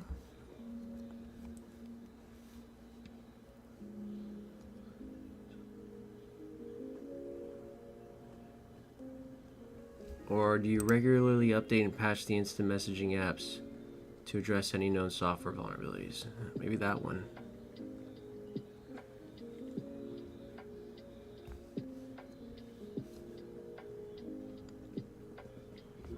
Software vulnerabilities, patching. It might be this one. It might be that one. Let's see. Nope, it was this one. The recommended action is regularly updating and patching the instant messaging apps to address any known software vulnerabilities. While encryption offers added security, keeping the apps up to date is crucial in mitigating potential risks. I guess that's true, yeah. Assuming that the encryption alone provides sufficient security may overlook the importance of addressing potential software vulnerabilities through regular updates and patches. So I guess even though there might be some sort of encryption happening on, let's say, an iPhone 5, an iPhone 6, it's just not as robust as the encryption that's happening on an iPhone 14 or 15 is what I guess what's going on. I don't know. That's something I'm probably going to personally research.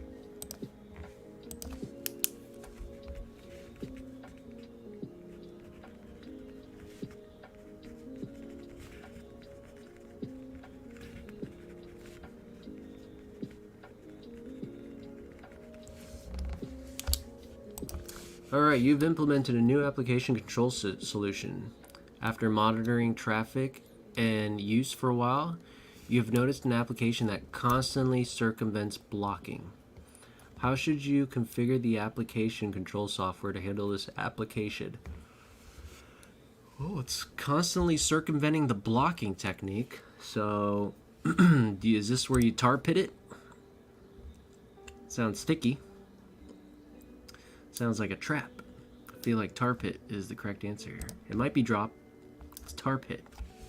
So, interesting. So when something is constantly circumventing the blocking process, you tar pit it. When using tar pits, the connection between hosts is kept alive while the application data itself is slightly dropped. This makes it appear to both hosts that the other host is receiving the data but is not responding. Some malicious applications notice they are being blocked and circumvent the issue. Using tar pit prevents the application from realizing it has been blocked and stops it from circumventing security controls. Interesting. Cool.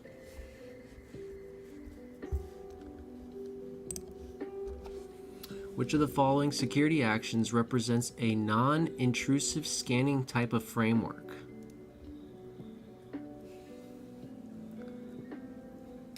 A non-intrusive scanning type of framework.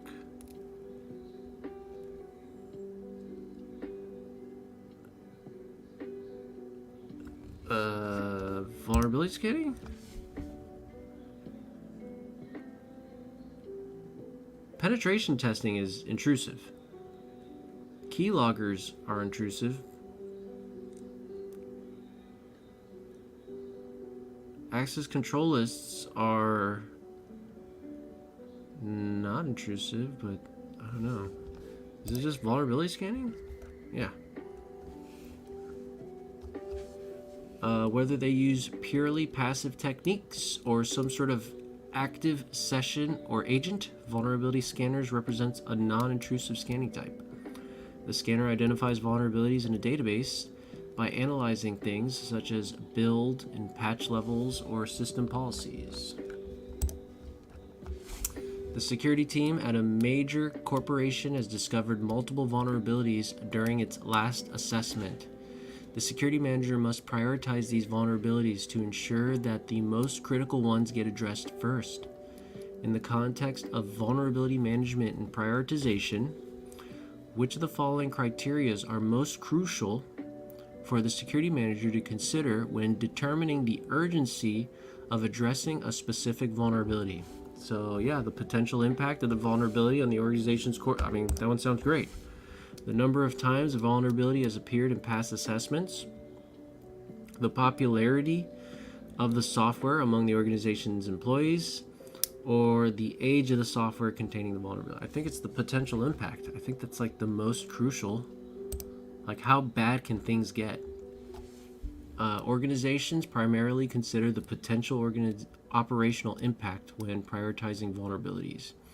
They should urgently address exploitations that could cause severe operational disruptions, data breaches, or significant problems.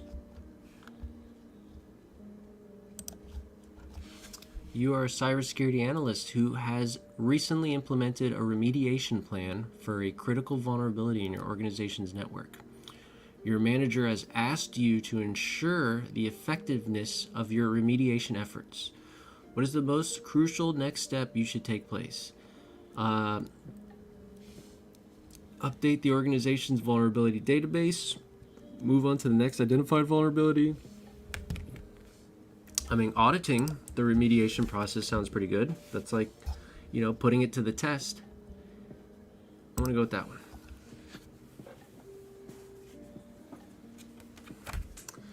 Auditing the remediation process is the correct answer. It involves an in-depth examination of the remediation process by reviewing the steps taken to address the vulnerability and ensuring they align with the organization's policies and best practices. Audits verify that necessary documentation has been updated, such as records of identified vulnerabilities, remediation actions taken, and any exceptions or exemptions granted. This step is crucial in validating the effectiveness of the remediation efforts.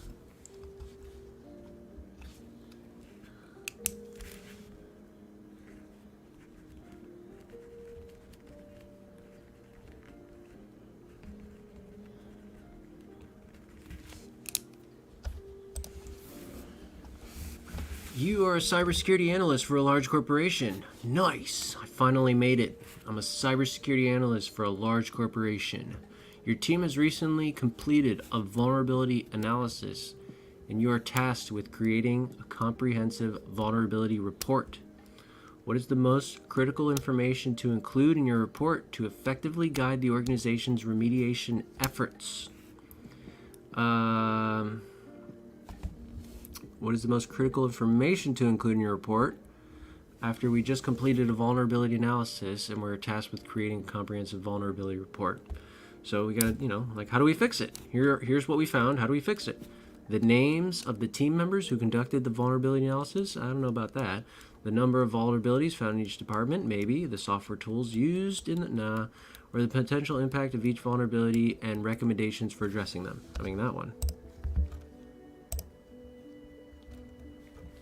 The potential impact of each vulnerability and recommendations for addressing them is the correct answer. This information is crucial for helping the organization understand the severity of each vulnerability and how to address it, including the potential impact, helps the organization prioritize which vulnerabilities to address first, and providing recommendations for addressing each vulnerability gives the organization a clear path forward.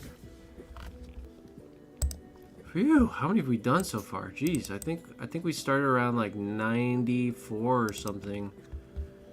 Oh god, these are never ending. Still, I gotta get up to 448. Jesus, it took me a week to do like 90 of them because I was at work just doing 20 here, 10 there on like my breaks. But I'm gonna take a break myself right now. I'm gonna go get a bottle of water, so I'll be right back.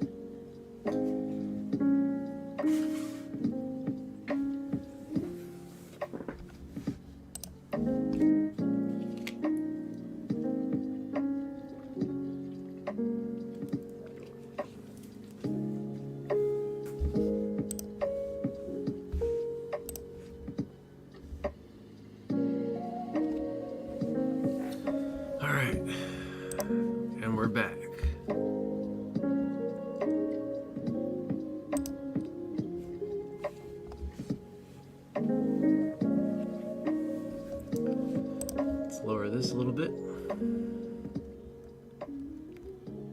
Let's continue.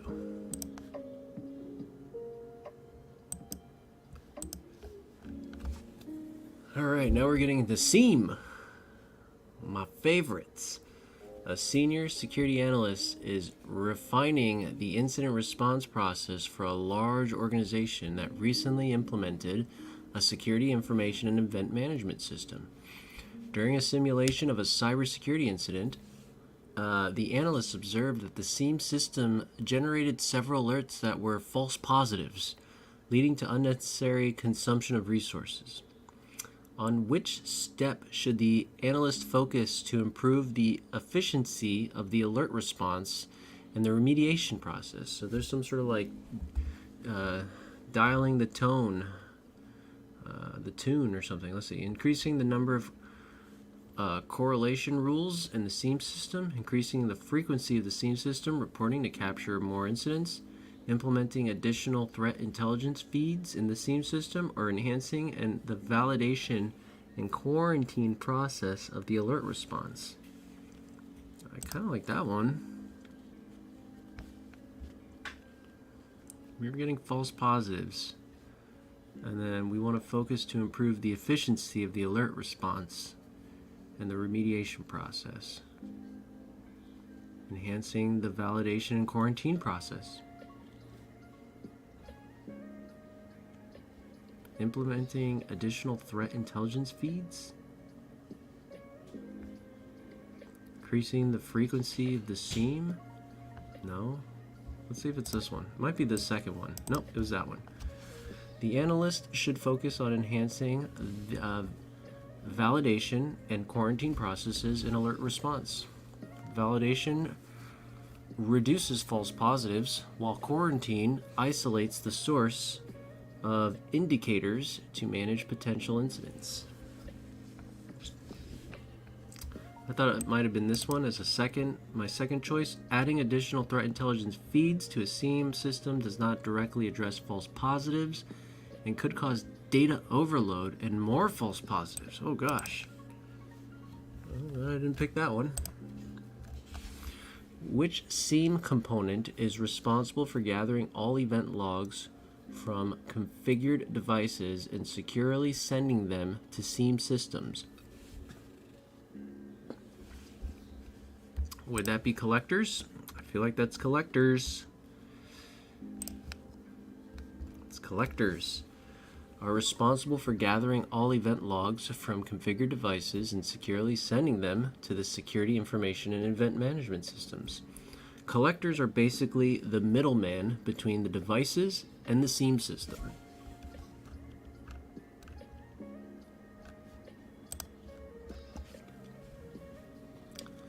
A company tasks a cybersecurity manager with improving the efficiency of its security information and event management systems. The manager observes that the high number of false positive alerts causes alert fatigue amongst the analyst, potentially leading them to miss high impact alerts. Which combination of strategies should the manager consider implementing to tackle this issue effectively?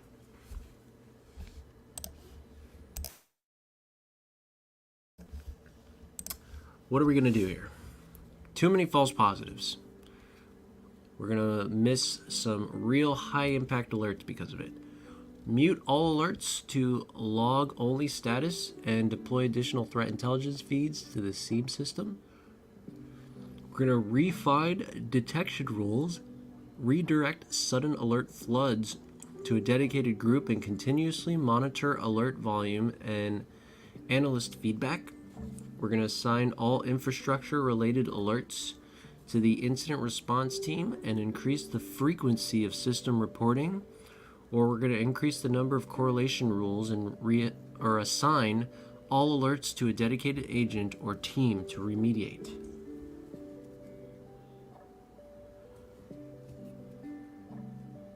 Well, we have alert fatigue going on here among the analysts. There's too much stuff happening, and we're going to, something within all those alerts something real is going to get through.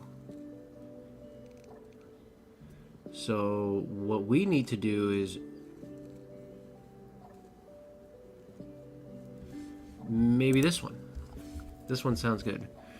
Refine detection rules, and we're going to redirect sudden alert floods to a dedicated group, and continuously monitor alert volume and analyst feedback. That way, that sounds like we're fixing the alert fatigue, in my opinion.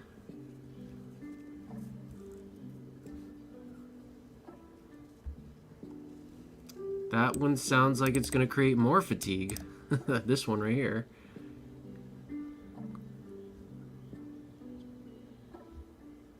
Increase the number of correlation rules and assign all alerts to a dedicated agent or team to remediate.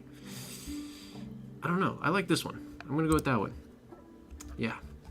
The best strategy is to refine detection rules, redirect sudden alert floods to a dedicated team, and continuously monitor alert volume and analyst feedback to address false positives and alert fatigue. An information security manager is fine-tuning security information and event management systems in a company that has recently experienced multiple cybersecurity incidents. The manager wants to ensure prompt detection of potential incidents for immediate investigation. Which approach should the manager consider to optimize the system's alerting capability? What are we doing? I got a little confused there. We're fine-tuning our SIEM because we got a bunch of cybersecurity incidents. Manager wants to ensure prompt detection of potential incidents for immediate investigation. Okay. Consider to optimize the system's alerting capability. Arrange the SIEM system to achieve all historical log data for retrospective incident and threat hunting. Enable the SIEM system to send an alert for every received threat intelligence feed.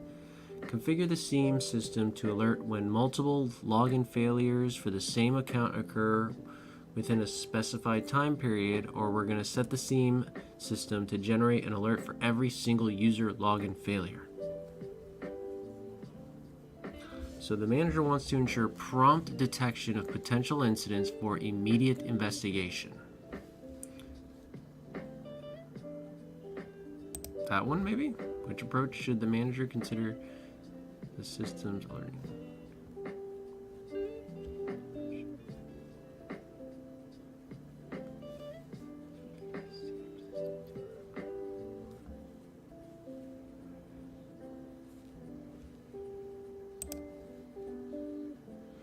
Every single login failure sounds horrible. Like at my job, there's a lot of people who always type their passwords incorrectly. But multiple login failures for the same account?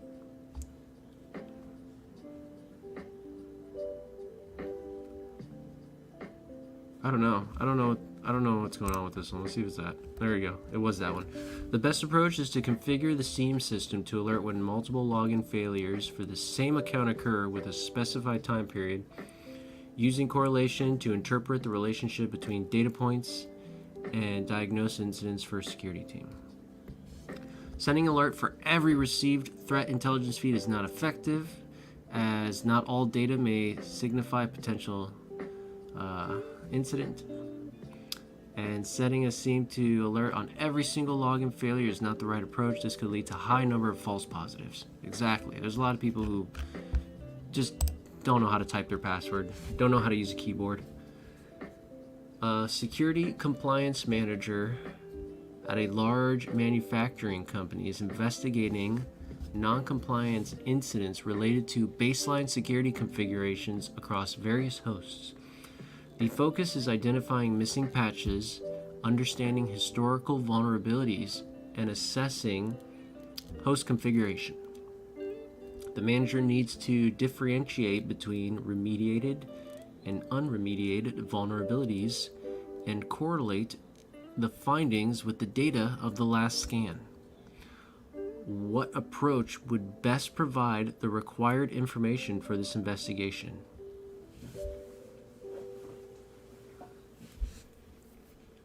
Analyze network logs and application logs, utilize vulnerability scans and retrieving logs from a SIEM, review packet captures and endpoint logs, or inspect operating system specific security logs and automated reports. I'm going to be honest with you, I have no idea. I have to reread this again. Let's see. Non-compliance incidents, baseline security configurations,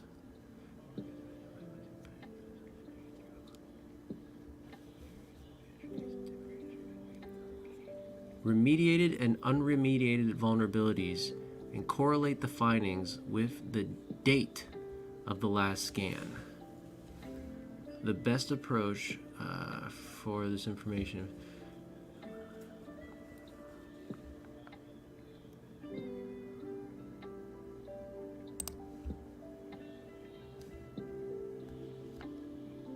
I have no idea. No clue. Taking a guess, we're going with B. I got it right. Utilizing vulnerability scans and retrieving logs from a system information and event management SIEM would detect missing patches and non-compliance with baseline security configurations. The SIEM's ability to retrieve a list of logs for each host with the date of the last scan aligns with the investigation's objective. Cool. That was a shot in the dark, you know. Sometimes when you go in to take these exams, you're just going to guess, and you just have to guess to the best of your ability. A security analyst is optimizing a multinational company's security information and event management systems. The system collects security event data from sources globally, and the analyst has noticed inconsistencies due to different time zones. What should the analyst consider to ensure a consistent timeline across all logs for accurate event correlation? Adjusting the log aggregation process in the SIEM system to normalize date time zone differences, implementing additional packet sniffers to collect network data uniformly, configuring the SIEM system to collect data during the company's standard business hours, or installing agents on all data sources to ensure synchronization with the SIEM server's time zone. So I think it's either A or D. Adjusting the log aggregation process in the SIEM system to normalize date and time differences. Yeah, that sounds cool.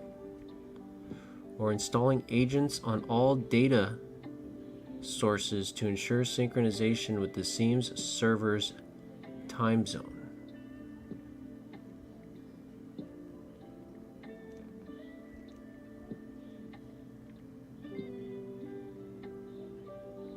I feel like log aggregation is what we want. And they're trying to trick us with this synchronization thing. I'm going with this one. Yeah. Adjusting the log aggregation process in the SIEM system to normalize date and time zone differences is necessary. Normalizing date and time zone differences to a single timeline is an important function of the log aggregation process in the SIEM system. A Security Operations Center, SOC, manager notices a significant increase in unclassified events on the incident handler's security event and incident management SIEM dashboard. At the same time, someone or something raises the number of incidents. The manager investigates these incidents further to ensure efficient and timely incident response. Which combination of data sources would provide the most comprehensive view to support the manager's investigation? Log files from network-based vulnerability scanners, application logs and endpoints, firewall logs, network traffic captured by sensors, and log files generated by OS components of server host computers, OS-specified security logs, log files generated by applications and services running on the host, and automated reports from the SIEM tool, or endpoint logs, automated reports from the SIEM tool, and metadata. Oh gosh, this is going to be another one I'm just going to totally guess at.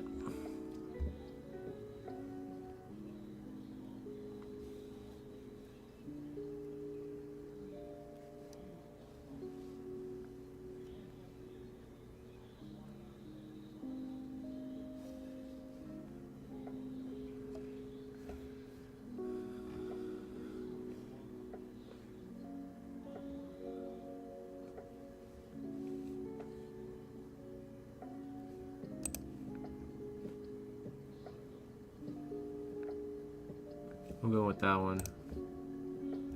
That was a total guess. I just went with that one because, I don't know, it just sounded nice.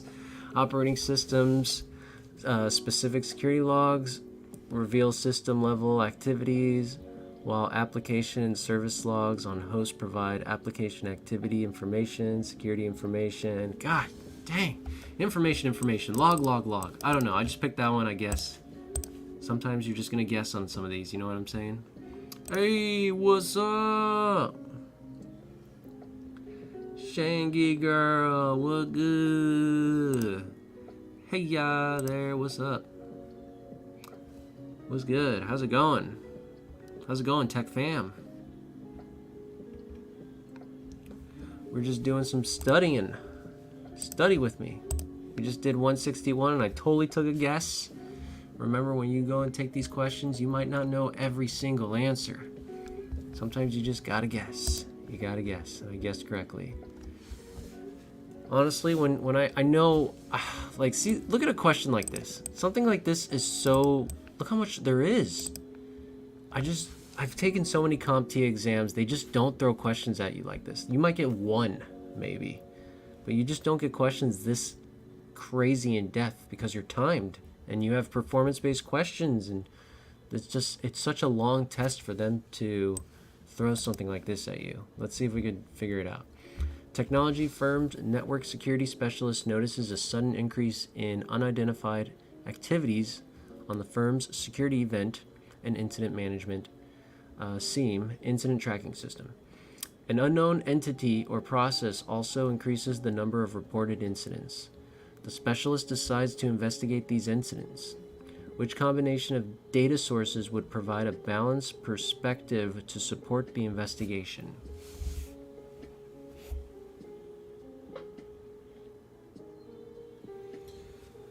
Oh gosh, I don't know. User activity logs, which record user behaviors, daily summary reports from the SIEM solution, high-level network overviews, providing a broad network. Logs from vulnerability assessment tools, which identify potential weaknesses, transaction logs from databases tracking. Jesus Christ, dude, these questions are insane where it's like, there's like 10 different things happening, like gateway logs, 1, which track incoming and outgoing network traffic. Network interactions monitored by intrusion detection systems, 2. System-specific security log. I don't even, what are we doing? Energy and process also increases the number of reported incidents. Specialist decides to be. I'm going with gateway logs. Going with this one. It was system-specific security logs, which track system-level operations, logs generated by applications running on hosts, and real-time systems. Jesus Christ, these questions are crazy. All right, here we go. This is more CompTIA style. Which of the following systems is able to respond to low-level security events without human assistance? That would be SOAR. That is the security orchestration automation response. No human intervention necessary for the SOAR. Security orchestration automation and response gathers and analyze data like SIEM systems, but they take the analysis to the next level. SOAR is a solution stack of comparable software programs that allows an organization to collect data about security threats from multiple sources and respond to low-level security events without human assistance. Which of the following components are the SEAM's way of letting the IT team know that a pre-established parameter is not within the acceptable range? I guess through a dashboard, right? Would they let them know through the dashboard?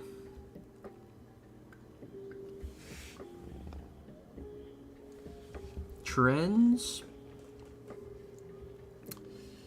Maybe it's a trend. It's not within an acceptable range.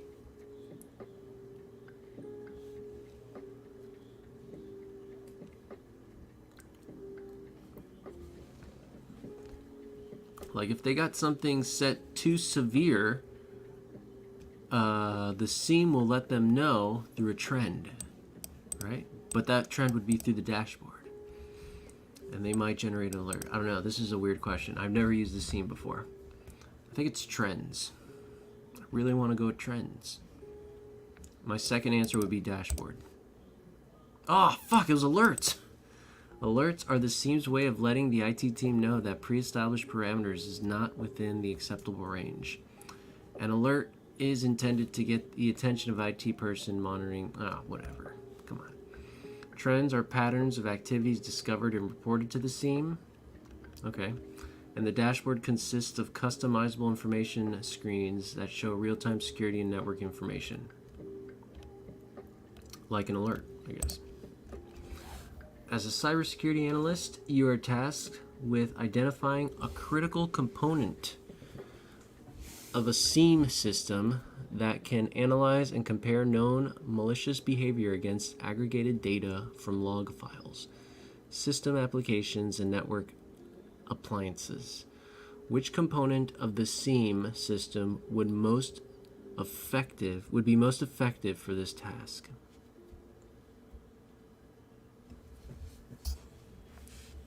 Oh gosh.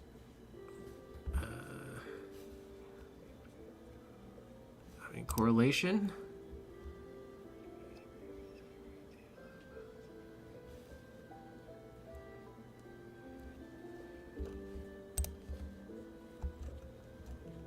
Dude, these SEAM dashboards get me because, like, doesn't everything happen on a dashboard of some kind? Correlation is the correct answer. Event correlation is a critical SEAM component. The software gathers data from log files, system applications, and network appliances and analyzes it. This work is tedious. People are inefficient at it. That's why the event correlation feature is valuable. Not only does it gather the data, but it analyzes and compares known malicious behavior against the aggregated data, increasing the chances of the discovery of security events. Holy suffering. Holy suffering succotash. Let's move on. As a cybersecurity analyst, you are tasked with improving the security posture of your organization. You are considering the implementation of a security information and event management system. Which component of the SEAM system would be most critical for monitoring and securing network devices, network endpoints, devices, and that's the dashboard. That has got to be the dashboard. I think we finally reached our dashboard. Fuck, it's sensors. Which component of the SEAM would most be for monitoring and securing network endpoints, services, and other valuable locations? There were sensors. Sensors are a vital part of the monitoring and securing network. Oh, okay. Dashboard is just the visual representation. I keep thinking too deep into the dashboard. It's just a visual representation. That's all you got to remember. Which tool or concept used in cybersecurity monitoring gives a condensed overview of information from various data sources for daily incident response tasks? Is it a SEAM tools? Is it host-based intrusion detection systems? Is it network-based vulnerability scanners? Or is it log files generated by applications on host? I feel like it's SEAM tools. Log files generated by applications on host? No. Various data sources for daily incident response tasks. A condensed overview. Would your SEAM do that? I guess it would. SIEM tools aggregate and correlate data from various sources, creating a summarized view of information through event dashboards.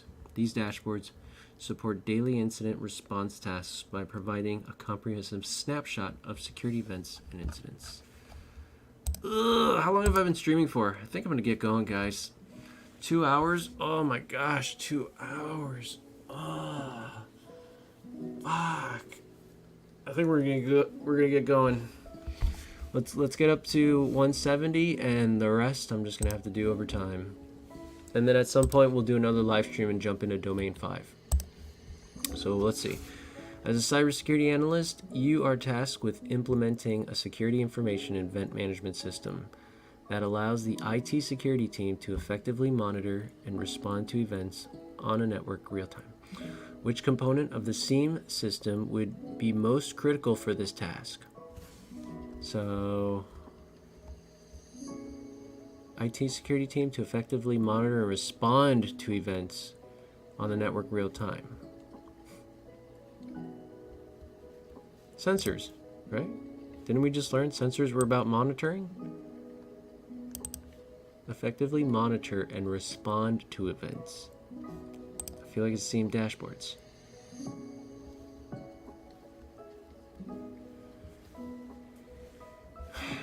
It might be sensors. Oh, it's SIEM dashboards. Correct answer was SIEM dashboards. The dashboard is a common component of all SIEM systems. The dashboard consists of customizable screens showing real-time security and network information. The information in real time allows the IT security team to effectively monitor and respond to events on the network. You are a cybersecurity analyst working in a large organization that uses security information event management systems. The executive team has requested to report to help them understand the organization's security posture and make strategic decisions. What type of SIEM reporting metric would be the most appropriate to use in this situation? Privileged user account anomalies, such as out-of-hour use or excessive requests for elevated permissions. Authentication data, such as failed login attempts and critical file audit data. Trend reporting to show changes to key metrics over time. Or hosts with missing patches and or configuration vulnerabilities. They are requesting a report to help them understand the organization's security posture and make strategic decisions.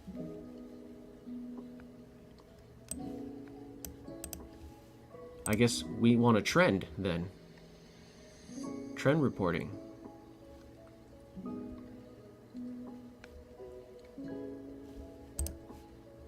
Yeah. Trend reporting to show changes to key metrics over time is the correct answer.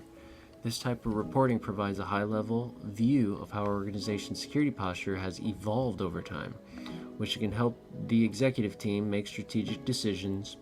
It can highlight patterns, show progress, and identify areas where further investment may be needed. And the last question of the day, let's do this. As a cybersecurity analyst, you are responsible for monitoring the organization's security information event management systems.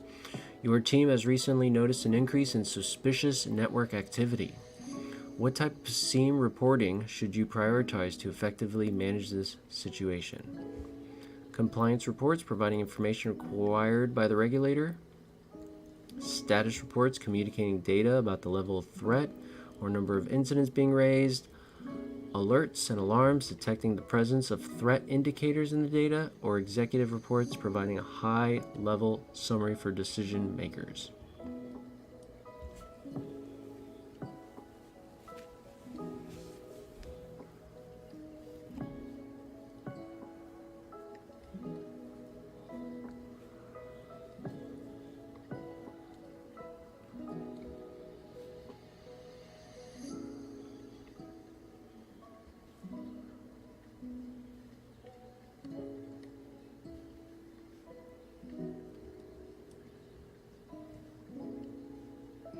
So there's an increase in suspicious network activity, and what reporting should we prioritize to effectively manage this situation?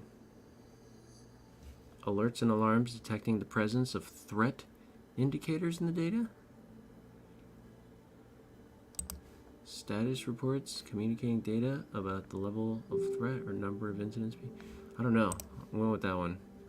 Yep. Alerts and alarms detecting the presence of threat indicators in the data is the correct answer. In a situation where suspicious network activity is increasing, prioritizing alerts and alarms can help the team quickly identify and respond to potential threats. This type of reporting provides real-time information about potential security incidents, allowing for immediate action. And that's it. That's all I'm doing today. I'm tired as fuck. It's time to mess around and do something else. So for everybody who came by and said hello, thank you. It's good seeing y'all. Shangy Girl, Double AR, Mahosh. We got a new friend here, Henry. And that's it. Thanks, guys. Hope you learned something. I'm out of here. See ya.